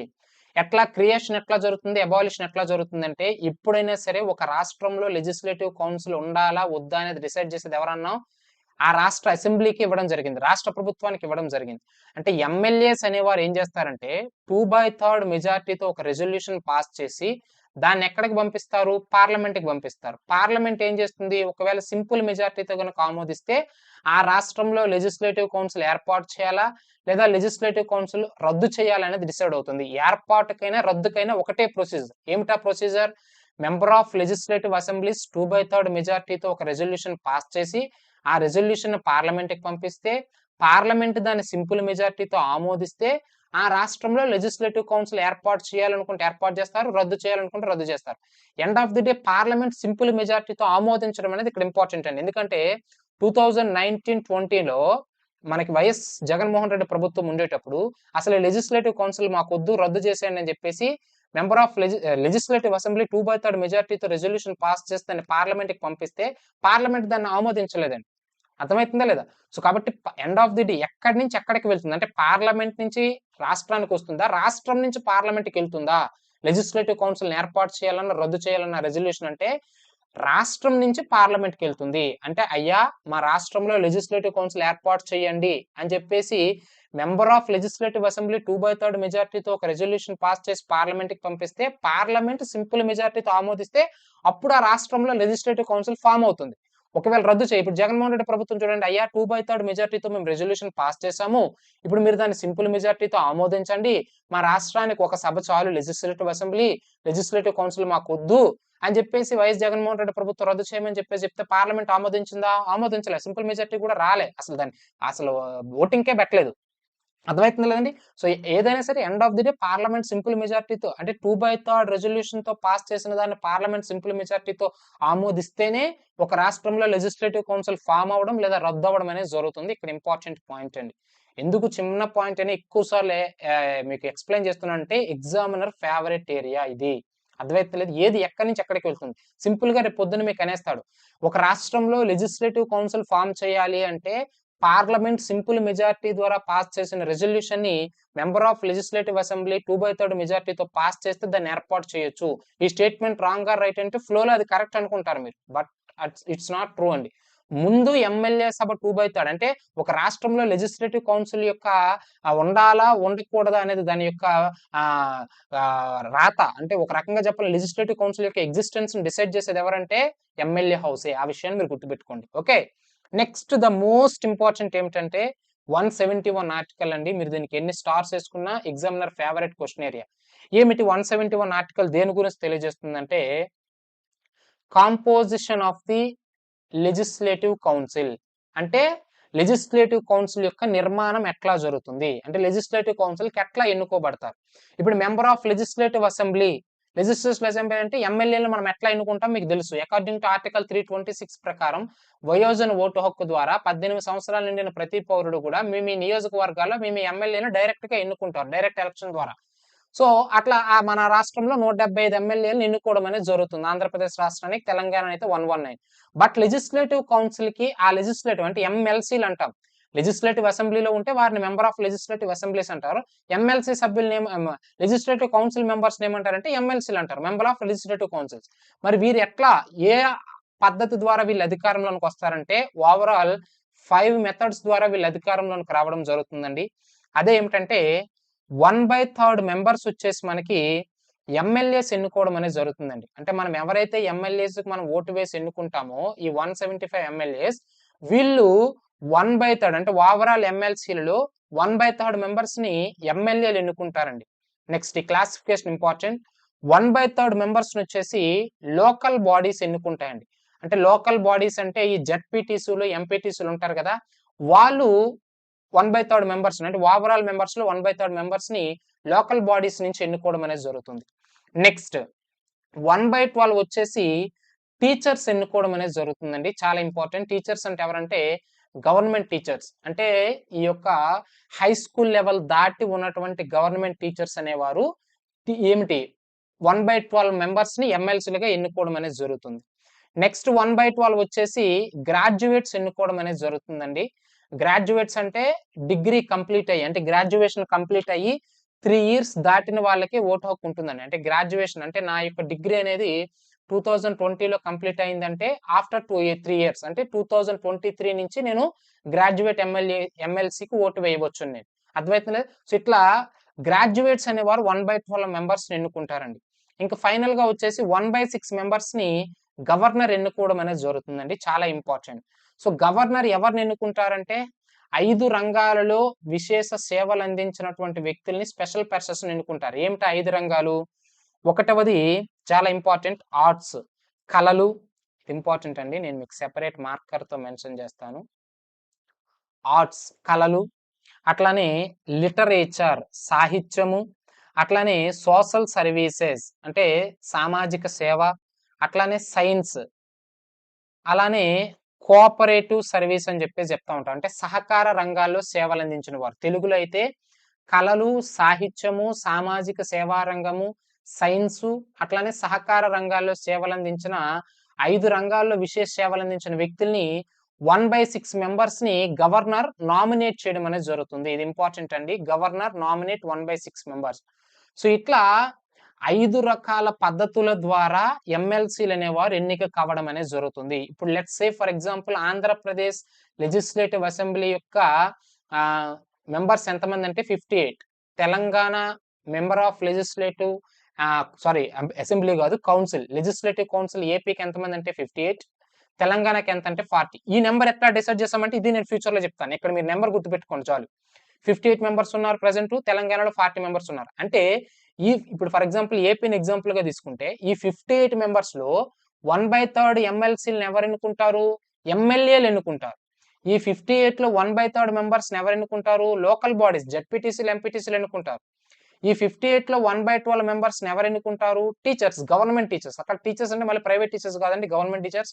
అందులోనూ ఆహ్, ఉన్నత అంటే దాన్ని ఏమంటాం హై స్కూల్ లెవెల్ దాటినటువంటి టీచర్స్ ఎన్నుకుంటారు. ఈ 58లోనే 1/3 మెంబర్స్‌ని ఎవరు ఎన్నుకుంటారు? గ్రాడ్యుయేట్స్. అంటే మనం ఎన్నుకోవడం అనేది జరుగుతుంది. ఇదే 58లో 1/6ని ఎవరు నామినేట్ చేస్తారు? ఇది ఇంపార్టెంట్. నామినేట్ చేసేది ఎవరంటే 1/6 గవర్నర్. ఇక్కడ 1/6ని గవర్నర్ నామినేట్ చేస్తే 5/6 ఎలక్ట్ అవుతారనే విషయం అండి. చాలా ఇంపార్టెంట్. 5/6 మెంబర్స్ ఎలక్ట్ అవుతారు. 1/6ని గవర్నర్ నామినేట్ చేస్తారు. ఇక్కడ ఇంకొక యూనిక్ పాయింట్ ఏమిటంటే ఇక్కడ కంపేర్ చేసుకోండి. ఎవ్రీ పాయింట్ సెంట్రల్ గవర్నమెంట్ కేంద్ర ప్రభుత్వం యొక్క నీడలే రాష్ట్ర ప్రభుత్వాలు అంటున్నాం. అంటే ఇక్కడ గవర్నర్ గురించి మాట్లాడుతున్నామంటే మీరు రాష్ట్రపతికి కంపేర్ చేసుకోవాలి. రాష్ట్రపతికి గవర్నర్‌కి ఉన్నటువంటి తేడా ఏమిటంటే అక్కడ మీరు చూడండి రాజ్యసభకి రాష్ట్రపతి అనేవాడు 12 మందిని నామినేట్ చేస్తాడు అని చెప్పిన్నాం. అర్థమవుతుందా లేదండి? ఇక్కడ గవర్నర్ అంటే ఇక్కడ రాజ్యసభ అనేది ఎగువ సభ. ఇక్కడ ఎమ్మెల్సీ హౌస్ అనేది ఎగువ సభ. ఇక్కడ ఎమ్మెల్సీ హౌస్ గవర్నర్ ఎంతమంది నామినేట్ చేస్తున్నాడు? 1/6 మెంబర్స్‌ని. ఇక్కడ ప్రెసిడెంట్ అనేవాడు ఎగువ సభ రాజ్యసభకి ఎంతమంది నామినేట్ చేస్తున్నాడు? 12 మందిని. ఈ 12 మందిని రాష్ట్రపతి ఎవరిని నామినేట్ చేస్తారంటే 4 రంగాలు. ఏమిటా 4 రంగాలు? ఈ ఆర్ట్స్ కళలు, లిటరేచరు, సోషల్ సర్వీసెస్, సైన్స్ ఈ 4 రంగాల్లో విశేష సేవలు అందించినటువంటి వ్యక్తులనే 12 మందిని రాష్ట్రపతి నామినేట్ చేస్తారు. బట్ ఇక్కడ గవర్నర్‌కి రాష్ట్రపతికి డిఫరెన్స్ ఏమిటంటే గవర్నర్ 5 రంగాలలో అంటే ఎక్స్ట్రా ఏం యాడ్ అవుతుంది? కోఆపరేటివ్. ఇది ఇంపార్టెంట్ అండి. అంటే సహకార రంగంలో సేవలు అందించిన వ్యక్తిని కూడా ఆ యొక్క వర్గం నుంచి వ్యక్తులను కూడా గవర్నర్ నామినేట్ చేస్తాడు ఎమ్మెల్సీ హౌస్‌కి. అంటే ఇక్కడ రాష్ట్రపతితో పోల్చుకుంటే గవర్నర్‌కే ఒక మెట్టు ఎక్కువ. అంటే ఒక పర్సన్‌ని ఎక్స్ట్రాగా అంటే కోఆపరేటివ్ సొసైటీస్‌లో సేవ చేసిన వ్యక్తులు, సహకార రంగంలో సేవ చేసిన వ్యక్తులను కూడా నామినేట్ చేస్తాడు. అంటే ఇక్కడ 5 రంగాలు, ఇక్కడ 4 రంగాలు. ఆ పాయింట్ ఇట్లాంటి మైనర్ పాయింట్స్ ఏవైతే ఉంటాయో వాటిని మనం చదువుకుంటే అదే మనకి స్టేట్ గవర్నమెంట్ అండి. ఎగ్జామినేషన్ పాయింట్ ఆఫ్ వ్యూలో అంతే. అంతకు మించి ఇంకేమీ కూడా ఉండదు. ఆ విషయాన్ని మీరు ఇక్కడ గుర్తుపెట్టుకోండి. ఓకే. సో ఇది మనకి ఎగ్జామినర్‌కి ఒక ఫేవరెట్ ఏరియా అండి క్వెషన్ ఏరియా. ఇది దేనికి సంబంధించి మనకి ఎంఎల్సీ‌లకి సంబంధించి. అట్లానే ఎంఎల్సీ‌కి సంబంధించి ఇంకా మనం మాట్లాడుకున్నట్లయితే అసలు ఎంఎల్సీ‌లు ఎంతమంది ఉండాలి? ఇప్పుడు మెంబర్ ఆఫ్ లెజిస్లేటివ్ అసెంబ్లీస్ అంటే మనం representation of the peoples act ద్వారా మాక్సిమం వాళ్ళు 500 దాటకూడదు. మినిమం 40 మెంబర్స్ ఉండాలి అని చెప్పేసి మనం మాట్లాడుకున్నాం. బట్ ఇక్కడ ఎంఎల్సీ హౌస్‌కి వచ్చినట్లయితే ఎంఎల్సీ హౌస్‌కి మనము ఏం చేసామంటే మాక్సిమం ఎంతమంది ఉండాలంటే 1/3 ఆఫ్ ది ఎమ్మెల్యే హౌస్ అండి. చాలా ఇంపార్టెంట్. అంటే ఒక రాష్ట్రంలో ఎమ్మెల్సీలు ఎంతమంది ఉండాలి అంటే గరిష్టంగా ఇది ఇక్కడ ఇంపార్టెంట్ అండి. గరిష్టంగా ఎంతమంది ఉండాలంటే ఆ రాష్ట్రం యొక్క మొత్తం ఎమ్మెల్యేలలో 1/3 మెంబర్స్ ఉండాలి. అది ఇంపార్టెంటు. ఇప్పుడు నేను మీకు ఎగ్జాంపుల్ చెప్తాను చూడండి. ఆంధ్రప్రదేశ్ రాష్ట్రంలో ఎమ్మెల్యే సీట్ల సంఖ్య ఎంత అండి? 175. అంటే 175లో 1/3 అంటే ఎంత? ఇప్పుడు చూడండి 3 5ల 15, 3 8ల 24 అంతేనా కదా? ఎంత వచ్చింది? 58. అందుకే ఇప్పుడు ప్రెజెంట్ ఏపీలో ఏమిటి ఆంధ్రప్రదేశ్ రాష్ట్రం యొక్క ఎమ్మెల్సీల సభ్యుల సంఖ్య ఎంత అంటే 48. అట్లానే తెలంగాణకి అబ్జర్వ్ చేస్తే 119. ఇందులో 1/3 అంటే 3 3ల 9 నేను మ్యాథ్స్‌లో కొంచెం వీక్ అండి. 27 అంటే 3 9లు 27 అంటే రమారం ఎంత? 40. అందుకే మనం 40 పెట్టుకోవడం అనేది జరిగింది. అర్థమవుతుందా లేదా నేను చెప్పేటటువంటి అంశం? 40 ఎందుకు ఇక్కడ 39 వచ్చింది. ఇక్కడ 58 వచ్చినప్పుడు 58 పెట్టారు కదా సార్. మరి ఇక్కడ 39 వచ్చినప్పుడు 39 పెట్టాలి కదా! మరి తెలంగాణ 40 ఎందుకు పెట్టుకుందంటే ఇక్కడ పాయింట్ గుర్తుపెట్టుకోండి. గరిష్టంగా ఎంతమంది ఉండాలంటే ఎమ్మెల్యే హౌస్‌లో 1/3 ఉండాలండి. బట్ లీస్ట్ ఎంత ఉండాలంటే మినిమం వచ్చేసి ఇక్కడ మనకి మినిమం 40 మెంబర్స్ ఉండాలి. ఇది ఇంపార్టెంట్ యూనిక్ పాయింట్స్ అన్నమాట. సో ఒక రాష్ట్రంలో ఎమ్మెల్సీ హౌస్‌ని ఇన్ కేస్ ఏర్పాటు చేసుకుంటే ఎమ్మెల్సీ హౌస్‌లో గరిష్టంగా ఎమ్మెల్సీలు ఎంతమంది ఉండాలంటే ఆ రాష్ట్రంలో ఉన్న ఎమ్మెల్యేల్లో 1/3 మెంబర్‌కి దాటకూడదు. Point number 1. అట్లానే మినిమం ఎంత ఉండాలంటే మినిమం 40 ఉండాలి. అందుకే ఇక్కడ 39 వచ్చిన తెలంగాణ 40 మెంబర్స్‌ని ఎందుకు ఏర్పాటు చేసుకుందంటే ఒకవేళ నువ్వు ఎమ్మెల్సీ హౌస్ ఏర్పాటు చేసుకుంటే మినిమం 40 ఉండాలి. ఆ పాయింట్ మీరు ఇక్కడ గుర్తుపెట్టుకోవాలి ఇంపార్టెంట్. నెక్స్ట్ ఇది కూడా ఎగ్జామినర్ పాయింట్ ఆఫ్ మీరు అబ్జర్వ్ చేస్తున్నారో లేదో నేను గత గంటన్నర నుంచి నేను చెప్తున్నటువంటి నేను వంత పాడుతున్న ప్రతి పాట కూడా ఒక ఆర్డర్ లేదు, ఒక పాడు లేదు అని చెప్పేసి అనుకోవద్దు. నేను మాట్లాడుతున్న ఎవ్రీ పాయింట్ కూడా ఎగ్జామినర్‌కి ఏది ఇంపార్టెంట్ క్వెషన్ ఏరియా. మీరు సోదంతా చదవడం పక్కన పెట్టండి. ఓవరాల్ మీరు చదవాల్సిన పాయింట్స్ ఇవే ఎగ్జామినేషన్ అవి మాట్లాడుతున్నాం. సరువాత క్లాస్ ఎట్లానో మనం ఓవరాల్ అన్ని ఆర్టికల్స్, స్టేట్ గవర్నమెంట్ కి సంబంధించినటువంటి ఆర్టికల్స్ ప్రతి ఒక్కటి కూడా గవర్నర్ నుంచి మొదలుకొని, ముఖ్యమంత్రి నుంచి మొదలుకొని, రాష్ట్ర మంత్రి మండలి నుంచి మొదలుకొని, రాష్ట్ర బిల్లుల నుంచి మొదలుకొని ప్రతి పాయింట్, ప్రతి ఆర్టికల్ మాట్లాడతాను. But examination point of view ఏది ఇంపార్టెంట్ వాటి గురించి మనం మాట్లాడుతున్నాం. వాటిని మీరు అబ్జర్వ్ చేయాలి ఇక్కడ. ఓకే, నెక్స్ట్ ఈ ఎమ్మెల్సీ హౌస్ కి సంబంధించినటువంటి టెన్యూర్ ఎట్లా ఉంటుంది సార్ అంటే పదవీ కాలం ఎట్లా ఉంటుంది అంటే భారత రాజ్యాంగంలో ఉందా అంటే టెన్యూర్ గురించి లేదు. పార్లమెంట్ ఏమైనా చట్టం చేసిందా అంటే పార్లమెంట్ కూడా పార్లమెంట్ కి అవకాశం కల్పించింది. పార్లమెంట్ ఏం చేస్తుందంటే కాన్స్టిట్యూషన్ లో లేదండి, పార్లమెంట్ కి అవకాశం కల్పిస్తే పార్లమెంట్ ఏం చేస్తుందంటే representation of the peoples act అంటే ప్రజా ప్రాతినిధ్య చట్టం 1951 చేసి దీని యొక్క పదవీ కాలాన్ని ఎట్లా డిసైడ్ చేస్తుందంటే 6 years గా డిసైడ్ చేయడం అనేది జరిగిందండి. చాలా చాలా ఇంపార్టెంట్. ఈ 6 years అనేది ఏమిటి, సభ యొక్క పరిమితి కాదండి, అంటే సభ యొక్క కాల పరిమితి కాదు, సభలో ఉన్న సభ్యులు అంటే మెంబర్ ఆఫ్ లెజిస్లేటివ్ కౌన్సిల్స్ ఉంటారు చూసావా, ఆ సభ్యుల యొక్క కాల పరిమితి 6 years. ఆ విషయాన్ని మీరు ఇక్కడ గుర్తుంచుకోవాలి. సో ఎమ్మెల్సీ యొక్క టెన్యూర్ ఎన్ని ఇయర్స్ అంటే 6 years. ఎమ్మెల్యేస్ అయితే 5 years, అది మనకి సెపరేట్. కానీ ఎమ్మెల్సీకి యూనిక్ పాయింట్ ఇదే, భారత రాజ్యాంగంలో లేదు కాబట్టి, రాజ్యాంగం పార్లమెంట్ కి అప్పచెప్పింది కాబట్టి పార్లమెంట్ ఒక చట్టాన్ని చేసి representation of the peoples act ద్వారా ఎమ్మెల్సీల యొక్క పదవీ కాలం ఎంతగా డిసైడ్ చేసిందంటే 6 years గా డిసైడ్ చేసింది. అయితే 6 years అయిన తర్వాత ఎమ్మెల్సీలు అందరూ ఒకేసారి రాజీనామా చేస్తారా, ఎమ్మెల్యే లాగా జరుగుతుందంటే ఇక్కడ యూనిక్ ప్రాసెస్ అండి, అట్లా ఉండదు. ఇక్కడ ఏం జరుగుతుందంటే ఎలక్షన్ అనేది అంటే ఎమ్మెల్సీ హౌస్ కి ఎలక్షన్ అనేది ఎవ్రీ 2 years జరుగుతుందండి. ఇది కూడా ఇంపార్టెంట్ పాయింట్. ఎవ్రీ 2 years కి ఎమ్మెల్సీ హౌస్ కి ఎలక్షన్ జరగడం అనేది జరుగుతుంది. చాలా చాలా ఇంపార్టెంట్. ఏం జరుగుతుంది ఎవ్రీ 2 years కి 1/3 మెంబర్స్ ఖాళీ అవుతాయండి. అంటే 58 స్థానాలు ఉన్నాయా, అందులో ఎవ్రీ 2 years కి 1/3 మెంబర్స్ ఖాళీ అవుతా ఉంటారు. ఈ ఖాళీ అయిన స్థానాలకి ఎవ్రీ 2 years కి ఏం జరుగుతుంది, ఆ 1/3 మెంబర్స్ కి ఎలక్షన్స్ నిర్వహిస్తారు. ఈ ప్రాసెస్ అనేది రిపీట్ అవుతూ ఉంటుంది. అంటే ఒక రకంగా చెప్పాలంటే ఎమ్మెల్సీ హౌస్ అనేది రద్దు చేస్తే రద్దు అవుతుంది, రద్దు చేయకపోతే అది నిరంతర సభ. ఆ విషయాన్ని మీరు ఇక్కడ గుర్తుంచుకోవాలి MLC house. So every 2 years కి కూడా ఎమ్మెల్సీ మెంబర్స్ లో 1/3 మెంబర్స్ అనేవారు ఖాళీ అవుతా ఉంటారు.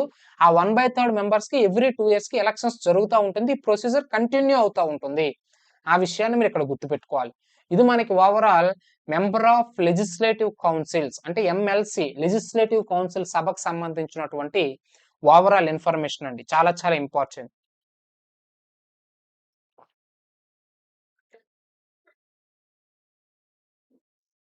ఓకే, నెక్స్ట్ చూడండి.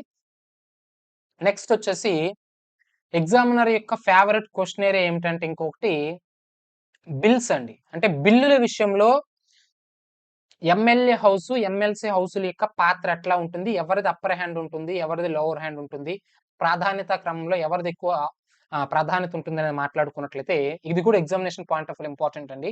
ఫస్ట్ మనం ఆర్డినరీ బిల్స్ గురించి మాట్లాడుకుందాం. అంటే వాటిని మనము సాధారణ బిల్లులు అని చెప్పేసి చెప్తా ఉంటాం. సో ఈ సాధారణ బిల్లులు అనేటప్పుడు బేసిక్ గా మనము దీన్ని ఏ సభలోనైనా ప్రవేశపెట్టొచ్చు. సాధారణ బిల్లు ఆర్డినరీ బిల్స్ ని ఫస్ట్ నువ్వు ఎమ్మెల్సీ హౌస్ లోనే పాస్ చేయొచ్చు, ఎమ్మెల్యే హౌస్ లోనే పాస్ చేయొచ్చు. ఏమిటి ఇన్ కేసు ఎమ్మెల్సీ హౌస్ ఆ రాష్ట్రంలో ఉంటే, లేకపోతే ఆబ్వియస్లీ ఎమ్మెల్యే హౌస్ లోనే పాస్ చేస్తాం, అది వేరే విషయం. ఇప్పుడు మనము ఏపీ తెలంగాణలో ఎమ్మెల్సీ హౌస్ ఉంది కాబట్టి మనం మాట్లాడుతున్నది ఏపీపీఎస్సీ టీజీపీఎస్సీ ఎగ్జామినేషన్స్ కాబట్టి ఎమ్మెల్యే హౌస్ ఎమ్మెల్సీ హౌస్ రెండింటి గురించి కూడా మనం మాట్లాడుకుందాం. ఎందుకంటే మన రాష్ట్రంలో ఈ రెండు ఉన్నాయి కాబట్టి. ఇప్పుడు అబ్జర్వ్ చేయండి, ఒక ఆర్డినరీ బిల్ ని ఫర్ ఎగ్జాంపుల్ ఫస్ట్ మనం ఎమ్మెల్యే హౌస్ లో పాస్ చేసాం అనుకుందాం. సో ఎమ్మెల్యే హౌస్ లో ఆర్డినరీ బిల్ పాస్ అయిన తర్వాత అది ఎక్కడికి వస్తుంది, ఎమ్మెల్సీ హౌస్ కి అంటే ఎగువ సభకి వెళ్ళడం అనేది జరుగుతుంది. ఎగువ సభకు వెళ్తే వాళ్ళ దగ్గర ఉన్న ఆప్షన్స్ ఏమిటి అంటే, ఒకటి వాళ్ళ బిల్లును పాస్ చేయొచ్చు, లేదా ఆ బిల్లును వాళ్ళు రిజెక్ట్ చేయొచ్చు, లేదా ఆ బిల్లును వాళ్ళు కొన్ని మోడిఫికేషన్స్ చేయండి అని రిటర్న్ పంపొచ్చు, లేదా 3 months వరకు వాళ్ళ దగ్గర ఏ డెసిషన్స్ చెప్పకుండా ఉంచవచ్చు అండి. ఈ 4 ఆప్షన్సే వాళ్ళ దగ్గర ఉంటాయి. అర్థమవుతుందా లేదండి? చాలా ఇంపార్టెంట్, ఇది అబ్జర్వ్ చేయండి. ఆర్డినరీ బిల్స్ ని మనము ఎమ్మెల్యే హౌస్ లో పాస్ చేసి ఆ బిల్లుని ఎమ్మెల్సీ హౌస్ కి పంపిస్తే వాటిపైన ఎమ్మెల్సీ హౌస్ కి 4 రకాల అధికారాలు ఉంటాయి. అయితే ఒకటి యాక్సెప్ట్ చేయడం అంటే పాస్ చేయడం, లేదా రిజెక్ట్ చేయడం, లేదా రిటర్న్ చేయడం, కొన్ని మార్పులు చేయండి అని చెప్పేసి రిటర్న్ చేయడం. అంటే ఈ బిల్లు మాకు నచ్చింది బట్ కొన్ని మార్పులు చేయండి అని మోడిఫికేషన్స్ చేస్తూ రిటర్న్ చేయొచ్చు. లేదా 3 months ఏమీ చెప్పకుండా వాళ్ళ దగ్గర ఉంచుకోవచ్చు. అయితే ఈ 4 సందర్భాల్లో కూడా వాళ్ళు ఎమ్మెల్యే హౌస్ నుంచి వచ్చినటువంటి ఆర్డినరీ బిల్ని పాస్ చేసినా ఇటే వస్తుంది, రిజెక్ట్ చేసినా ఇటే వస్తుంది, రిటర్న్ చేసినా ఇటే వస్తుంది, 3 months తర్వాత హోల్డ్ చేసుకున్నా తర్వాత ఇటే వస్తుంది. అంటే ఈ 4 అంశాల తర్వాత కూడా బిల్ ఎక్కడికి వస్తుందంటే తిరిగి ఎక్కడికి వస్తుంది, ఎమ్మెల్యే హౌస్కి వస్తుంది. చాలా చాలా ఇంపార్టెంట్ అయినటువంటి అంశం. అయితే ఇక్కడ మీరు గుర్తుంచుకోవాల్సిన ప్రధానమైన పాయింట్ ఏమిటంటే పాస్ చేసినప్పుడు రాదండి. అంటే ఎమ్మెల్యే హౌస్ పాస్ చేసి ఎమ్మెల్సీ హౌస్ కూడా పాస్ చేస్తుంది అనుకో, డైరెక్ట్ గా గవర్నర్ దగ్గరికి వెళ్తుంది, గవర్నర్ సంతకం పెడితే అది చట్టంగా మారుతుంది, అది వేరే విషయం. ఇది తీసేయండి, ఇక్కడ పాస్ విషయంలో ఎమ్మెల్యే హౌస్ కు రాదు.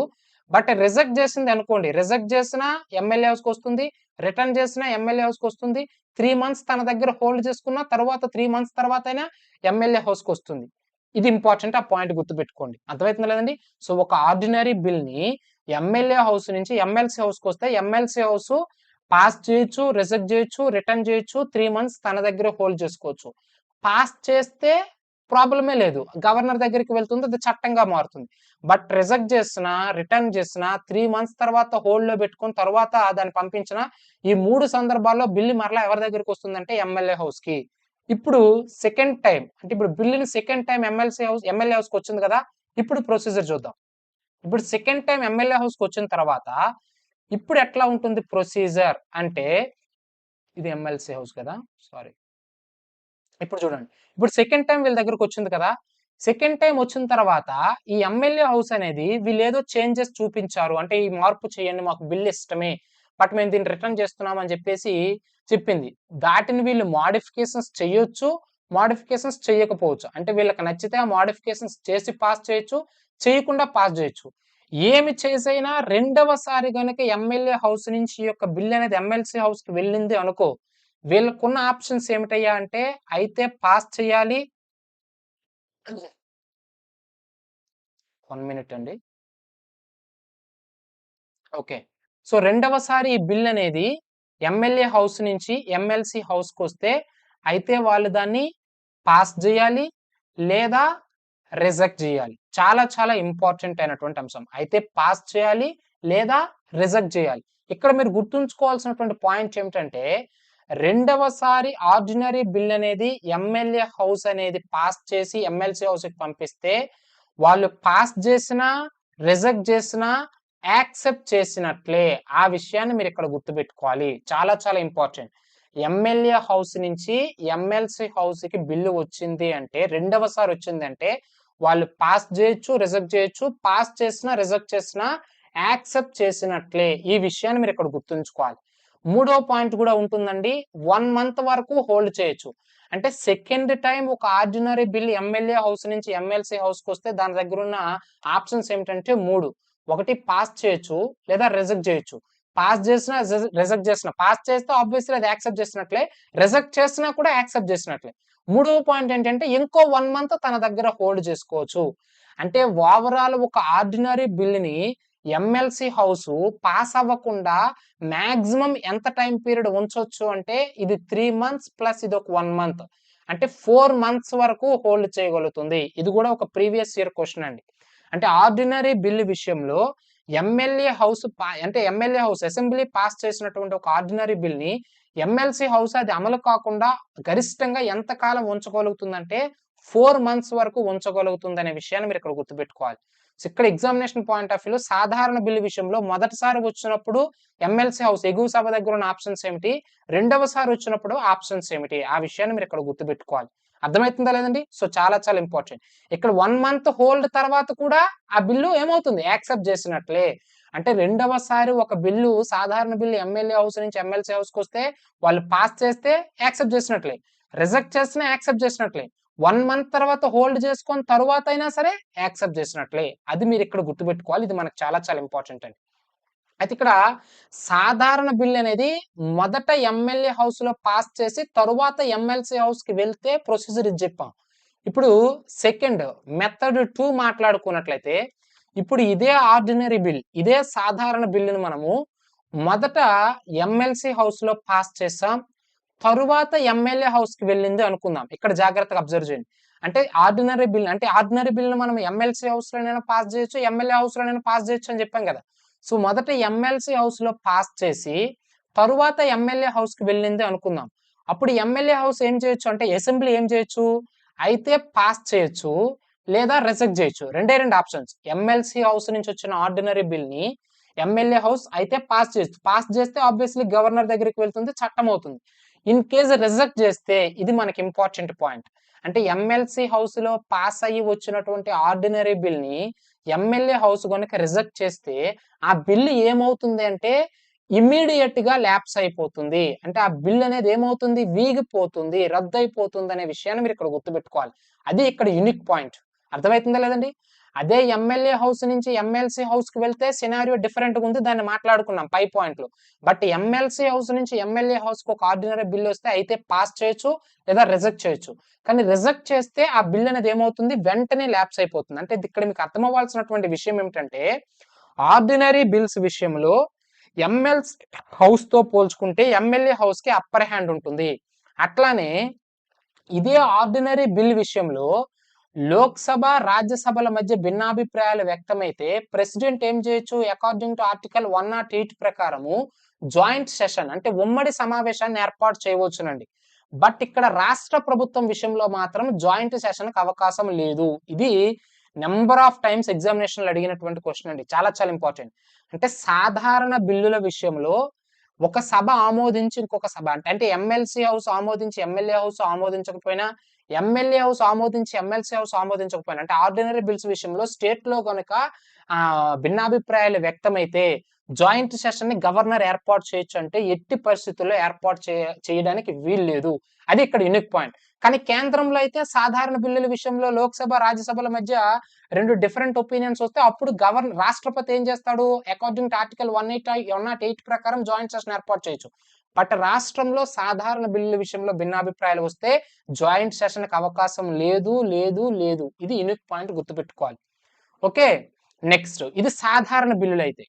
ఒకవేళ మనీ బిల్స్ అంటే ద్రవ్య బిల్లుల విషయంలో సినారియో ఎట్లా ఉంటుంది, ఇది మనకి చాలా చాలా ఇంపార్టెంట్. మాట్లాడుకున్నట్లయితే ఆబ్వియస్లీ మనీ బిల్స్ అనేటప్పుడు మొట్టమొదటిసారిగా ఏ హౌస్ లో పాస్ చేయాలి, ఎమ్మెల్యే హౌస్ లోనే పాస్ చేయాలి. ఎమ్మెల్సీ హౌస్ లో మనీ బిల్స్ పాస్ చేయడానికి వీలు లేదు. సో ఫస్ట్ మనము గవర్నర్ యొక్క అసెంట్ తీసుకోవాలి. సో ఇది మనకి యూనిక్ పాయింట్. మరలా ఇదంతా కూడా సెంట్రల్ గవర్నమెంట్, మీరు నాది సెంట్రల్ గవర్నమెంట్ ఎంత శ్రద్ధగా వింటే స్టేట్ గవర్నమెంట్ అంత కేక్ వాక్ అవుతుందని నేను మీకు క్లాస్ స్టార్ట్ అయ్యే ముందే చెప్పాను. ఓకే, సో చూడండి, గవర్నర్ అనేవాడు ఒక బిల్లు అంటే అది మనీ బిల్లుకి అసెంట్ అంటే ఈ బిల్లును పాస్ చేయండి అనేది మనీ బిల్లుకి అవకాశం ఇవ్వాల్సిన మొట్టమొదటి ఎవరు అనుమతి తీసుకోవాలి, గవర్నర్ అనుమతి. సో గవర్నర్ అనుమతి తీసుకున్న తర్వాత బిల్ ఎక్కడికి వస్తుంది, గవర్నర్ దగ్గర నుంచి ఎమ్మెల్యే హౌస్ లో. సో చాలా ఇంపార్టెంట్ అండి, మనీ బిల్ విషయంలో గవర్నర్ అనుమతి తీసుకున్న తర్వాత బిల్లును మొట్టమొదటిగా మనం ఏ సభలో ప్రవేశపెట్టాలంటే ఎమ్మెల్యే హౌస్ లో మాత్రమే ప్రవేశపెట్టాలి. అదే కేంద్రంలో అయితే మనీ బిల్ విషయంలో రాష్ట్రపతి అనుమతి తీసుకున్న తర్వాత లోక్సభలో మాత్రమే ప్రవేశపెట్టాలి. ఓకే, సో ఇప్పుడు గవర్నర్ అనుమతి తీసుకున్నాం, ఎమ్మెల్యే హౌస్ లో పాస్ చేసాం, ఆ బిల్ అనేది ఎక్కడికి వచ్చింది, ఎమ్మెల్సీ హౌస్ లోనికి రావడం జరిగింది. ఇప్పుడు ఎమ్మెల్సీ హౌస్ ఏం చేయాలంటే ఇక్కడ చాలా ఇంపార్టెంట్ అండి, 14 days లో మస్ట్ అండ్ షుడ్ గా వాళ్ళు ఏం చేయాలి, వారి యొక్క అప్రూవల్ ఏదనేది తెలియజేయాలి. అంటే 14 days లో వారి డెసిషన్ తెలియజేయాలి ఎమ్మెల్సీ హౌస్ అనేది. ఇది ఇంపార్టెంట్ పాయింట్ అనమాట. అంటే ఎన్ని రోజుల్లో తమ యొక్క నిర్ణయాన్ని తెలపాలంటే 14 days లో.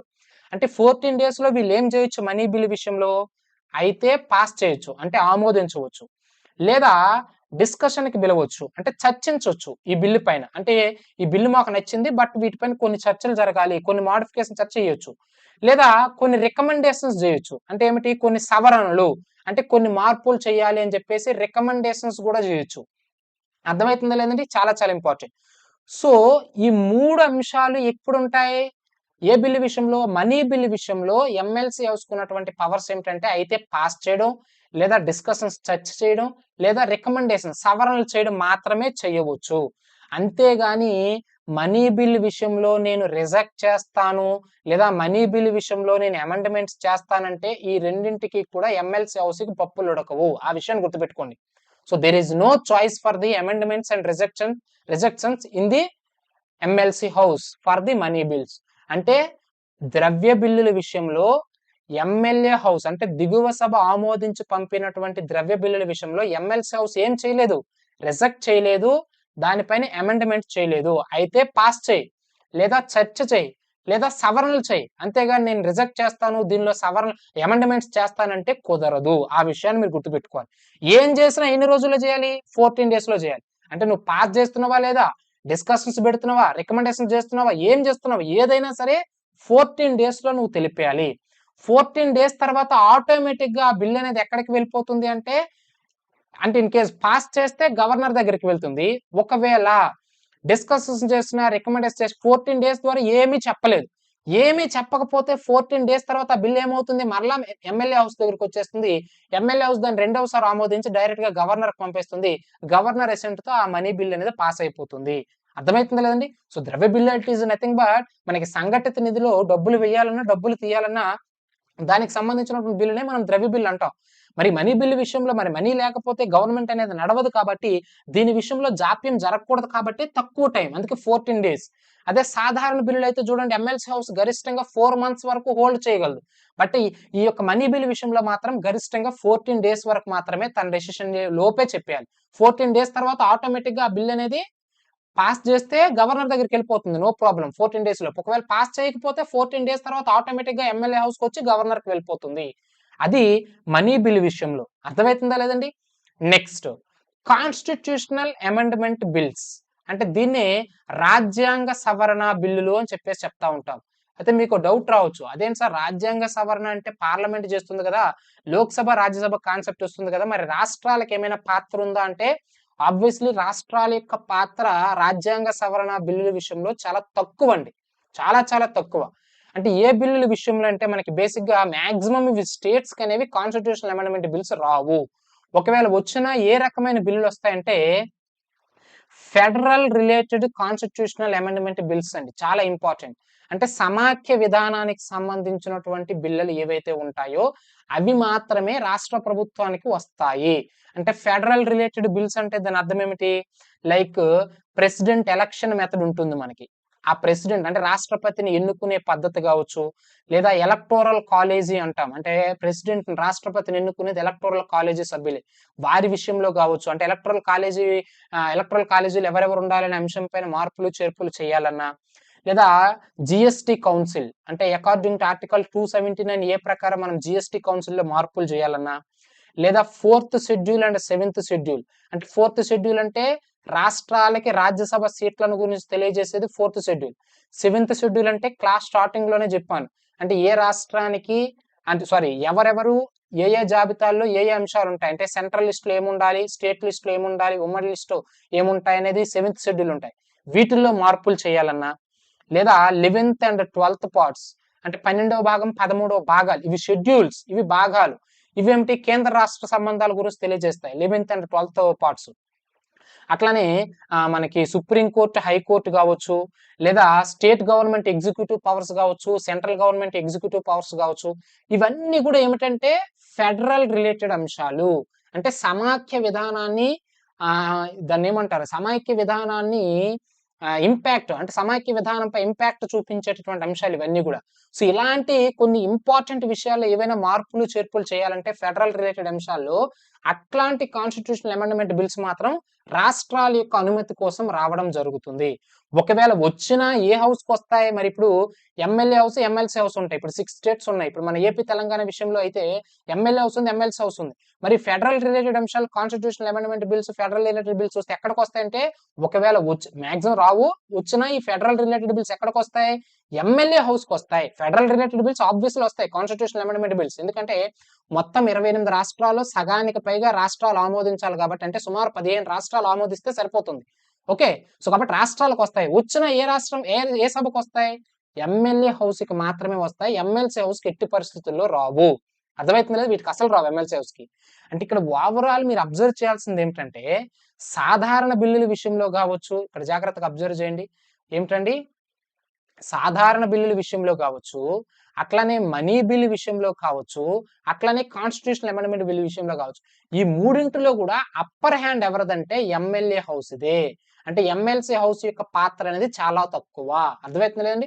ఒక రకంగా ఎమ్మెల్సీ హౌస్ ఎలా వచ్చింది, ఎమ్మెల్యేలు కోరితేనే ఎమ్మెల్సీ హౌస్ వచ్చింది. ఎందుకంటే వీళ్ళు 2/3 మెజార్టీతో ఒక రెజల్యూషన్ పాస్ చేసి ఎమ్మెల్సీ హౌస్ కి వెళ్తేనే కదా ఎమ్మెల్సీ హౌస్ అనేది ఫామ్ అయింది.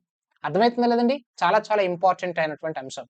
సో ఇది మనకి బిల్స్ విషయంలో, అంటే బిల్లుల విషయంలో రాష్ట్రాల యొక్క పాత్ర, అంటే ఎమ్మెల్యే హౌస్, ఎమ్మెల్సీ హౌస్ యొక్క పాత్ర ఎట్లా ఉంటుంది అనేది మనం మాట్లాడుకున్నాం. అయితే ఓవరాల్ బిల్లుల విషయంలో ఎవరి యొక్క పాత్ర ఎక్కువగా ఉంటుందంటే ఎమ్మెల్యే హౌస్ యొక్క పాత్ర ఎక్కువగా ఉంటుంది అంటున్నాం. అయితే కొన్నింటి విషయంలో మాత్రం ఈక్వల్ పవర్స్ ఉంటాయండి. అంటే అటు ఎమ్మెల్యే హౌస్ కి ఇటు ఎమ్మెల్యే హౌస్ కి కొన్ని అంశాల విషయంలో ఈక్వల్ పవర్స్, అంటే సమాన హక్కులు అనేవి ఉంటాయి. అంటే సమాన హక్కులు కాదు, సమాన అధికారాలు అనేవి ఉంటాయి. ఏమిటి? ఫస్ట్, ఆర్డినరీ బిల్స్ ప్రవేశపెట్టే విషయంలో, అంటే సాధారణ బిల్లును ప్రవేశపెట్టే విషయంలో ఎమ్మెల్యే హౌస్ కి ఎమ్మెల్సీ హౌస్ కి ఈక్వల్ పవర్స్ ఉంటాయి. చెప్పాను కదా, సాధారణ బిల్లులను మొదట ఎమ్మెల్యే హౌస్ లోనైనా ప్రవేశపెట్టొచ్చు, ఎమ్మెల్సీ హౌస్ లోనైనా ప్రవేశపెట్టొచ్చు. అంటే ఈ విషయంలో ఈక్వల్ పవర్స్ ఉంటాయి. నెక్స్ట్ రెండవది, state public service commission reports ఉంటాయండి. అట్లానే కాగ్ రిపోర్ట్స్ ఉంటాయి, controller and auditor general reports ఉంటాయి. ఈ రిపోర్ట్స్ ని గవర్నర్ ఏం చేస్తాడంటే రెండు సభలకి, అంటే 2 హౌసెస్, అంటే అటు ఎమ్మెల్యే హౌస్ కి పంపిస్తాడు, ఎమ్మెల్సీ హౌస్ కి పంపిస్తాడు. సో ఇట్లా వీటి విషయంలో కూడా 2 హౌసెస్ కి కూడా ఈక్వల్ పవర్స్ ఉంటాయి. అట్లానే ఆర్డినెన్సెస్ అప్రూవల్ విషయంలో చాలా ఇంపార్టెంట్ అండి.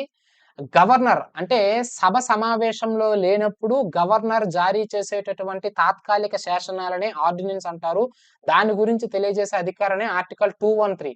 అట్లానే కేంద్రంలో సభలు సమావేశంలో లేనప్పుడు రాష్ట్రపతి జారీ చేసే తాత్కాలిక శాసనాలనే అక్కడ రాష్ట్రపతి ఆర్డినెన్స్ అంటారు. దాని గురించి తెలియజేసే ఆర్టికల్ 123. అయితే ఆర్డినెన్స్ ని పాస్ చేసిన తర్వాత తిరిగి సభ సమావేశమైన 6 వారాల్లోగా ఆమోదించాలి అని చెప్పేసి మనం మాట్లాడుకున్నాం. అట్లా 6 వారాల్లో ఆమోదించే విషయంలో కూడా ఎమ్మెల్యే హౌస్ కి ఎమ్మెల్సీ హౌస్ కి ఈక్వల్ పవర్స్ ఉంటాయి. చాలా చాలా ఇంపార్టెంట్ అండి. లెట్స్ సే ఫర్ ఎగ్జాంపుల్, రాష్ట్రపతి గవర్నర్ ఒక బిల్లును పాస్ చేసే విషయంలో ఎమ్మెల్యే హౌస్ లేదు, ఎమ్మెల్యే హౌస్ తరువాత ఫామ్ అయింది. అంటే ఎమ్మెల్యే హౌస్ సమావేశంలో లేదు కాబట్టి గవర్నర్ ఒక బిల్లును పాస్ చేశాడు, ఆర్డినెన్స్ పాస్ చేశాడు. తర్వాత ఎమ్మెల్యే హౌస్ ఫామ్ అయింది. ఫామ్ అయిన తర్వాత ఎమ్మెల్యే హౌస్ ఏం చేయాలి? 6 వారాలు, 6 వీక్స్ లోపు దాన్ని ఆమోదించాలి. ఆమోదిస్తేనే ఆ యొక్క ఆర్డినెన్స్ అనేది యాక్ట్ గా మారుతుంది. అంటే ordinance become the act when that house approves that ordinance before 6 weeks. అంటే 6 వారాల్లోపు ఆర్డినెన్స్ నా హౌస్ అనేది యాక్సెప్ట్ చేస్తేనే, అప్రూవ్ చేస్తేనే ఆర్డినెన్స్ అనేది చట్టంగా మారి అది కంటిన్యూ అవుతుంది. Let's say for example, Nirbhaya చట్టం చేశారు అనుకుందాం. నిర్భయ చట్టం చేసే సమయానికి సభ సమావేశంలో లేదు. అందుకే రాష్ట్రపతి అనేవారు ఈ న్యూఢిల్లీలో 2013లో జరిగినటువంటి నిర్భయ చట్టాన్ని బేస్ చేసుకుని ఒక చట్టాన్ని ఆర్డినెన్స్ విషయంలో తీసుకొచ్చారు. దాన్ని చట్టంగా మారాలి అంటే సభ సమావేశమైన 6 వారాల్లోగా యాక్సెప్ట్ చేసింది కాబట్టి ఆర్డినెన్స్ అనేది చట్టంగా మారింది. యాక్సెప్ట్ చేయకపోతే ఆర్డినెన్స్ అనేది రద్దు అయిపోతుంది. అలా ఎమ్మెల్యే హౌస్ కైనా ఎమ్మెల్సీ హౌస్ కైనా ఈక్వల్ పవర్స్ ఉంటాయి. అంటే ఎమ్మెల్సీ హౌస్ అయినా సరే, ఎమ్మెల్సీ హౌస్ ఫామ్ అయిన తర్వాత ఆర్డినెన్స్ ని 6 వారాల్లోపే ఆమోదించాలి. సో ఇట్లా ఆర్డినెన్స్ ను ఆమోదించే విషయంలో కూడా 2 హౌసెస్ కి కూడా ఈక్వల్ పవర్స్ ఉంటాయనే విషయాన్ని మీరు ఇక్కడ గుర్తుంచుకోవాలి. అట్లానే శాలరీస్, జీతభత్యాల విషయంలో, అంటే చూడ్డానికి బయటికి ఎమ్మెల్యేతో పోల్చుకుంటే ఎమ్మెల్సీ హోదా తక్కువైనప్పటికీ కూడా శాలరీ విషయంలో ఎమ్మెల్యేలకు ఎంత వస్తాయో ఎమ్మెల్సీలకి కూడా అంతే రావడం జరుగుతుంది. అట్లానే మంత్రి పదవి పొందే విషయంలో, అంటే మినిస్ట్రీని పొందే విషయంలో కూడా ఎమ్మెల్యేకి ఎంత పవర్ ఉంటుందో ఎమ్మెల్సీకి కూడా అంతే పవర్ ఉంటుంది. అర్థమవుతుంది లేదండి? మీరు చూడండి, ముఖ్యమంత్రి కావాలి అంటే ఎమ్మెల్యేకి ఎంత పవర్ ఉంటుందో, ఎన్ని హక్కులు ఉంటాయి, ఎమ్మెల్సీకి కూడా అంతే హక్కులు ఉంటాయి. అందుకే ఎమ్మెల్సీ బేసిక్ గా ముఖ్యమంత్రులు, మంత్రులు అనేవారు ఎమ్మెల్యేగా ఎన్నికై అవుతారండి. మెజారిటీ 99% ఎమ్మెల్యేలే మంత్రులు అవుతారు. బట్ కొన్ని స్పెషల్ కండిషన్స్ లో ఎమ్మెల్సీలు కూడా మంత్రులు అవ్వడం అనేది జరుగుతుంది.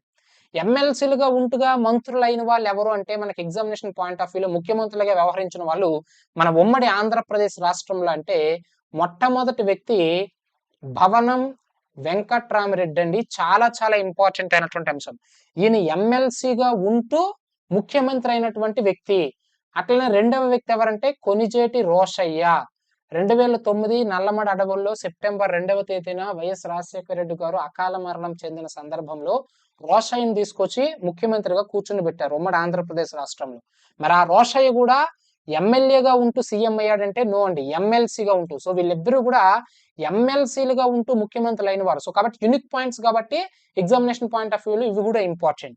ఓకే. చాలా చాలా ఇంపార్టెంట్ అయినటువంటి అంశం ఈ పాయింట్స్. అట్లనే ఉత్తరప్రదేశ్‌లో అఖిలేష్ యాదవ్ అని మీరు వినే ఉంటారు. ఈ అఖిలేష్ యాదవ్ కూడా ఎమ్మెల్సీగా ఉంటూ ఎమ్మెల్యే కాదు, ఎమ్మెల్సీగా ఉంటూ ముఖ్యమంత్రి అయినటువంటి వ్యక్తి. అదే కేంద్రంలో చూడండి, కేంద్రంలో ప్రధానమంత్రి అయినా, కేంద్ర మంత్రులైనా సరే ఎంపీగా అంటే ఏ ఎంపీలు? లోక్‌సభ ఎంపీలుగా ఉంటూ 99% అవుతారు.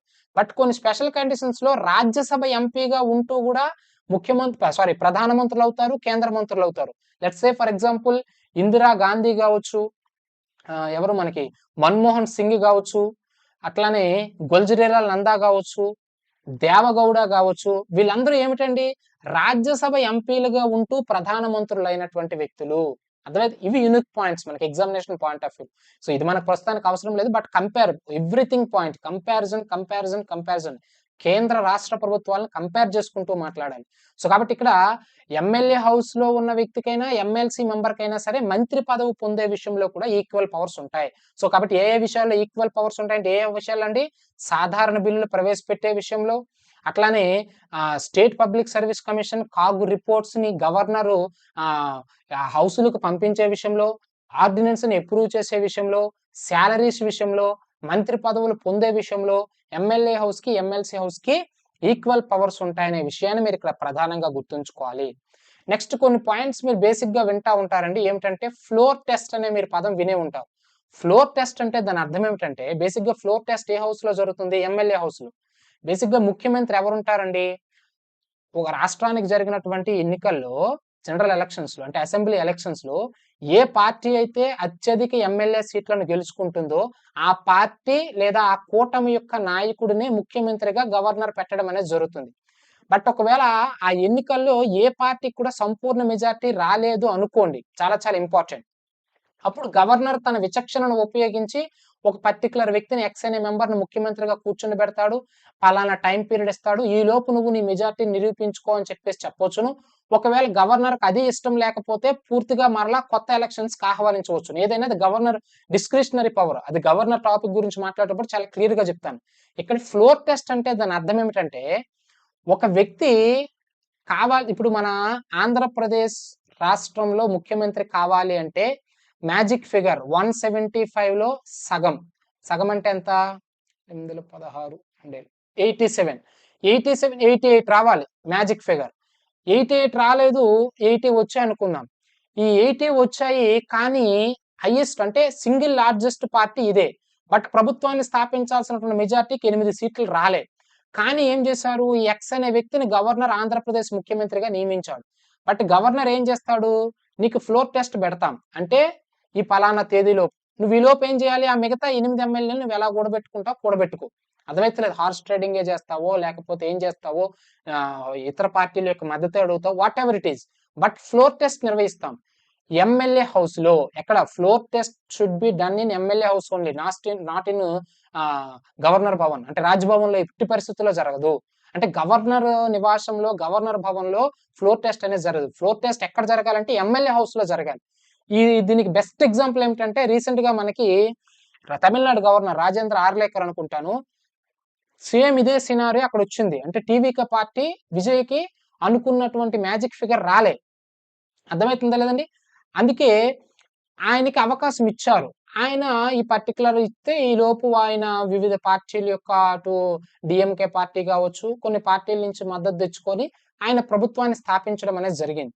But in case floor test నిర్వహిస్తే అంటే విజయ్‌కి ఏమిటి అనుకున్నంత మెజార్టీ, ప్రభుత్వాన్ని స్థాపించాల్సినటువంటి మెజార్టీ సీట్లు రాలేదు కాబట్టి, సో నువ్వు ఇతర పార్టీల యొక్క అప్రూవల్ అంటే ఇతర ఎమ్మెల్యేలకి అప్రూవల్ తెచ్చుకొని అంటే మెజార్టీ సంపాదించాలని చెప్పేసి నువ్వు నా దగ్గరకు వచ్చావు కాబట్టి అది నాకు నమ్మకం లేదని చెప్పేసి ఫ్లోర్ టెస్ట్ పెట్టాలనుకుంటే గవర్నర్ పెట్టొచ్చు. ఆ ఫ్లోర్ టెస్ట్ ఎక్కడ జరగాలి? ఎమ్మెల్యే హౌస్ లోనే జరగాలి. సో ఓవరాల్ ఇక్కడ మీరు గుర్తుంచుకోవాల్సిన అంశం ఏమిటంటే, ఒక పార్టీ అనేది ఒక పార్టీకి మెజారిటీ ఉందా లేదా నిరూపించుకోవడం కోసం జరిపేదే ఫ్లోర్ టెస్ట్. ఆ ఫ్లోర్ టెస్ట్ అనేది ఎక్కడ జరగాలి? ఎమ్మెల్యే హౌస్ లో జరగాలి అనే విషయాన్ని మీరు ఇక్కడ ప్రధానంగా గుర్తుంచుకోవాలి. ఆ ఫ్లోర్ టెస్ట్ ఎలా జరుగుతుందంటే, బేసిక్ గా అయితే వాయిస్ ఓట్ ద్వారానైనా జరగవచ్చు, లేదా డివిజనల్ ఓట్ ద్వారానైనా జరగవచ్చు. వాయిస్ ఓట్ అంటే ఏమిటి? ఈ పలానా టీవీకే పార్టీకి చెందిన విజయ్‌ని మేము ముఖ్యమంత్రిగా నిలబెట్టాము. అంటే మీకు అందరికీ సమ్మతమేనా అని చెప్పేసి అంటే ఎక్కువ మంది చేతులు ఎత్తారనుకోండి, వాయిస్ ఓట్ అంటే ఎస్ ఇష్టమైన చేతులు పెట్టారంటే, హ్యాండ్ రైజ్ చేశారంటే ఆబ్వియస్లీ ఆయన పాస్ అయిపోయినట్టే. డివిజనల్ ఓట్ అంటే ఏమిటి? ఇక్కడ చేయలేత్తడం ఏమి ఉండదండి. వాళ్ళ ఎదురుగా ఎలక్ట్రానిక్ గ్యాడ్జెట్స్ ఉంటాయి. సో వాళ్ళ బటన్ నొక్కితే సరిపోతది. అంటే ఎక్కువ మంది గ్రీన్ బటన్ నొక్కారంటే ఆబ్వియస్లీ అది సమ్మతమే అని అర్థం. రెడ్ బటన్ నొక్కారంటే టీవీకి విజయ పార్టీకి డేంజర్ బెల్స్ మోగినట్టే. సో దాన్ని ఫ్లోర్ టెస్ట్ అని చెప్పేసి చెప్తా ఉంటాం. అంటే ఒక ప్రభుత్వాన్ని స్థాపించాల్సినటువంటి ఒక పార్టీకి ప్రభుత్వాన్ని స్థాపించాల్సినంత మెజారిటీ ఉందా లేదా అనేది నిరూపించుకోవడం కోసం ఎమ్మెల్యే హౌస్ లో నిరూపించేదే ఫ్లోర్ టెస్ట్. అది ఇంపార్టెంట్. నెక్స్ట్ బేసిక్ పాయింటే నేను కొంచెం మీకు ఎక్కువగా ఎక్స్ప్లెయిన్ చేశాను.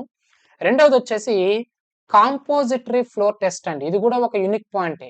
కాంపోజిటరీ ఫ్లోర్ టెస్ట్ అని చెప్పేసి చెప్తా ఉంటాం. అసలు కాంపోజిటరీ ఫ్లోర్ టెస్ట్ అంటే దాని అర్థం ఏమిటంటే, ఒకే పార్టీలో ఇద్దరు సీఎంలుగా పోటీ చేశారనుకోండి. అలాంటప్పుడు అంటే సింగిల్ పార్టీ నుంచి 2 సీఎంస్ పోటీ చేశారనుకోండి.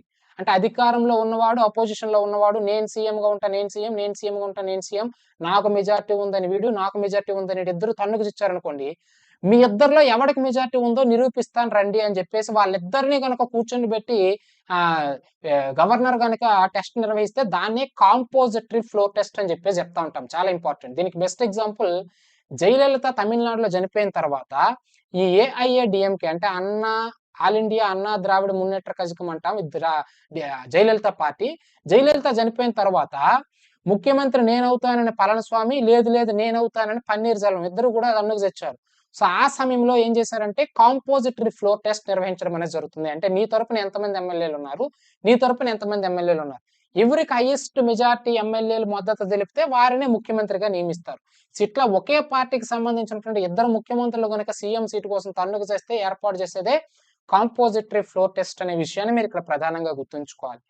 సో ఇది మనకి ఓవరాల్ ఏమిటంటే అండి, ఇప్పటి వరకు కూడా మనం మాట్లాడింది ఏమిటండి స్టేట్ గవర్నమెంట్ విషయంలో ఎగ్జామినరు అడిగేటటువంటి ఒక ఇంపార్టెంట్ అయినటువంటి పాయింట్స్. వీటిపైన మనకి ఎగ్జామినేషన్ పాయింట్ ఆఫ్ వ్యూ ఎక్కువగా క్వశ్చన్స్ అనేది రావడం జరుగుతుంది. నేను మీకు మొదటికి వెళ్తున్నాను చూడండి. అంటే ప్రతి ఒక్క పాయింట్ కూడా ఇక్కడ మనకి జాగ్రత్తగా అబ్జర్వ్ చేస్తే ఎక్కడి నుంచి మాట్లాడాం. సో చూడండి, ఇక్కడ మనకి 7th షెడ్యూల్ నుంచి మొదలుకొని ఎమ్మెల్యే హౌస్ ఎంతమంది ఉంటారు, రిప్రజెంటేషన్ ఆఫ్ పీపుల్స్ యాక్ట్, అట్లానే ట్యుయాన్సాంగ్ డిస్ట్రిక్ట్ యొక్క ఇంపార్టెన్స్ ఏమిటి, సంఘ లేదా సంఘీ కాన్స్టిట్యుయెన్సీ యొక్క ఇంపార్టెన్స్ ఏమిటి, డీలిమిటేషన్ కమిషన్, అట్లానే 42nd constitution amendment, 84th constitution amendment యొక్క ఇంపార్టెన్స్ ఏమిటి, ఎమ్మెల్యే సీట్స్ ఏవి ఎంత ఉన్నాయి, యూనియన్ టెరిటరీస్ యొక్క అసెంబ్లీతో కూడి ఉన్నటువంటి యూనియన్ టెరిటరీస్ ఎన్ని, వాటి ఎమ్మెల్యే సీట్స్ ఎన్ని, వాటి రాజ్యసభ సీట్స్ ఎన్ని, అర్థమవుతుంది లేదండి. అట్లానే కొన్ని యూనిక్ పాయింట్స్, అట్లానే లెజిస్లేటివ్ కౌన్సిల్ యొక్క ఇంపార్టెంట్ పాయింట్స్, అర్థమవుతుంది లేదా. ఇది చాలా చాలా ఇంపార్టెంట్. అందులో 169 ఆర్టికల్, అట్లానే 171 ఆర్టికల్ కావచ్చు. అర్థమవుతుందా లేదండి.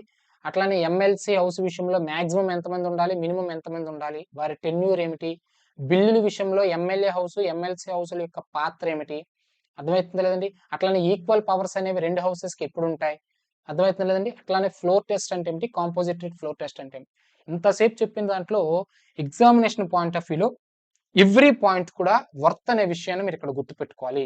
చాలా చాలా ఇంపార్టెంట్ అయినటువంటి అంశం అండి. ఓకే అండి. So thank you. నెక్స్ట్ క్లాస్లో మనము ఆర్టికల్స్ ఏవైతే ఉంటాయో వాటి గురించి మనం మాట్లాడదాం.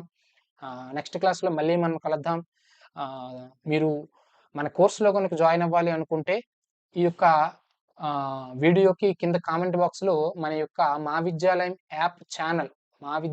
యొక్క యాప్ ఛానల్ లింక్ ఇవ్వడం అనేది జరుగుతుంది. ఆ లింక్ ద్వారా మీరు యాప్ డౌన్లోడ్ చేసుకొని మన యొక్క కోర్సులో జాయిన్ అవ్వచ్చు. సో పెండింగ్ టాపిక్స్ ఏవైతే ఉంటాయో వాటిని వీలైనంత వరకు కూడా ఫాస్ట్గా కంప్లీట్ చేయడానికి ట్రై చేస్తాను. So thank you so much అండి. నెక్స్ట్ క్లాస్తో మళ్ళీ మనం కలుద్దాం. Thank you.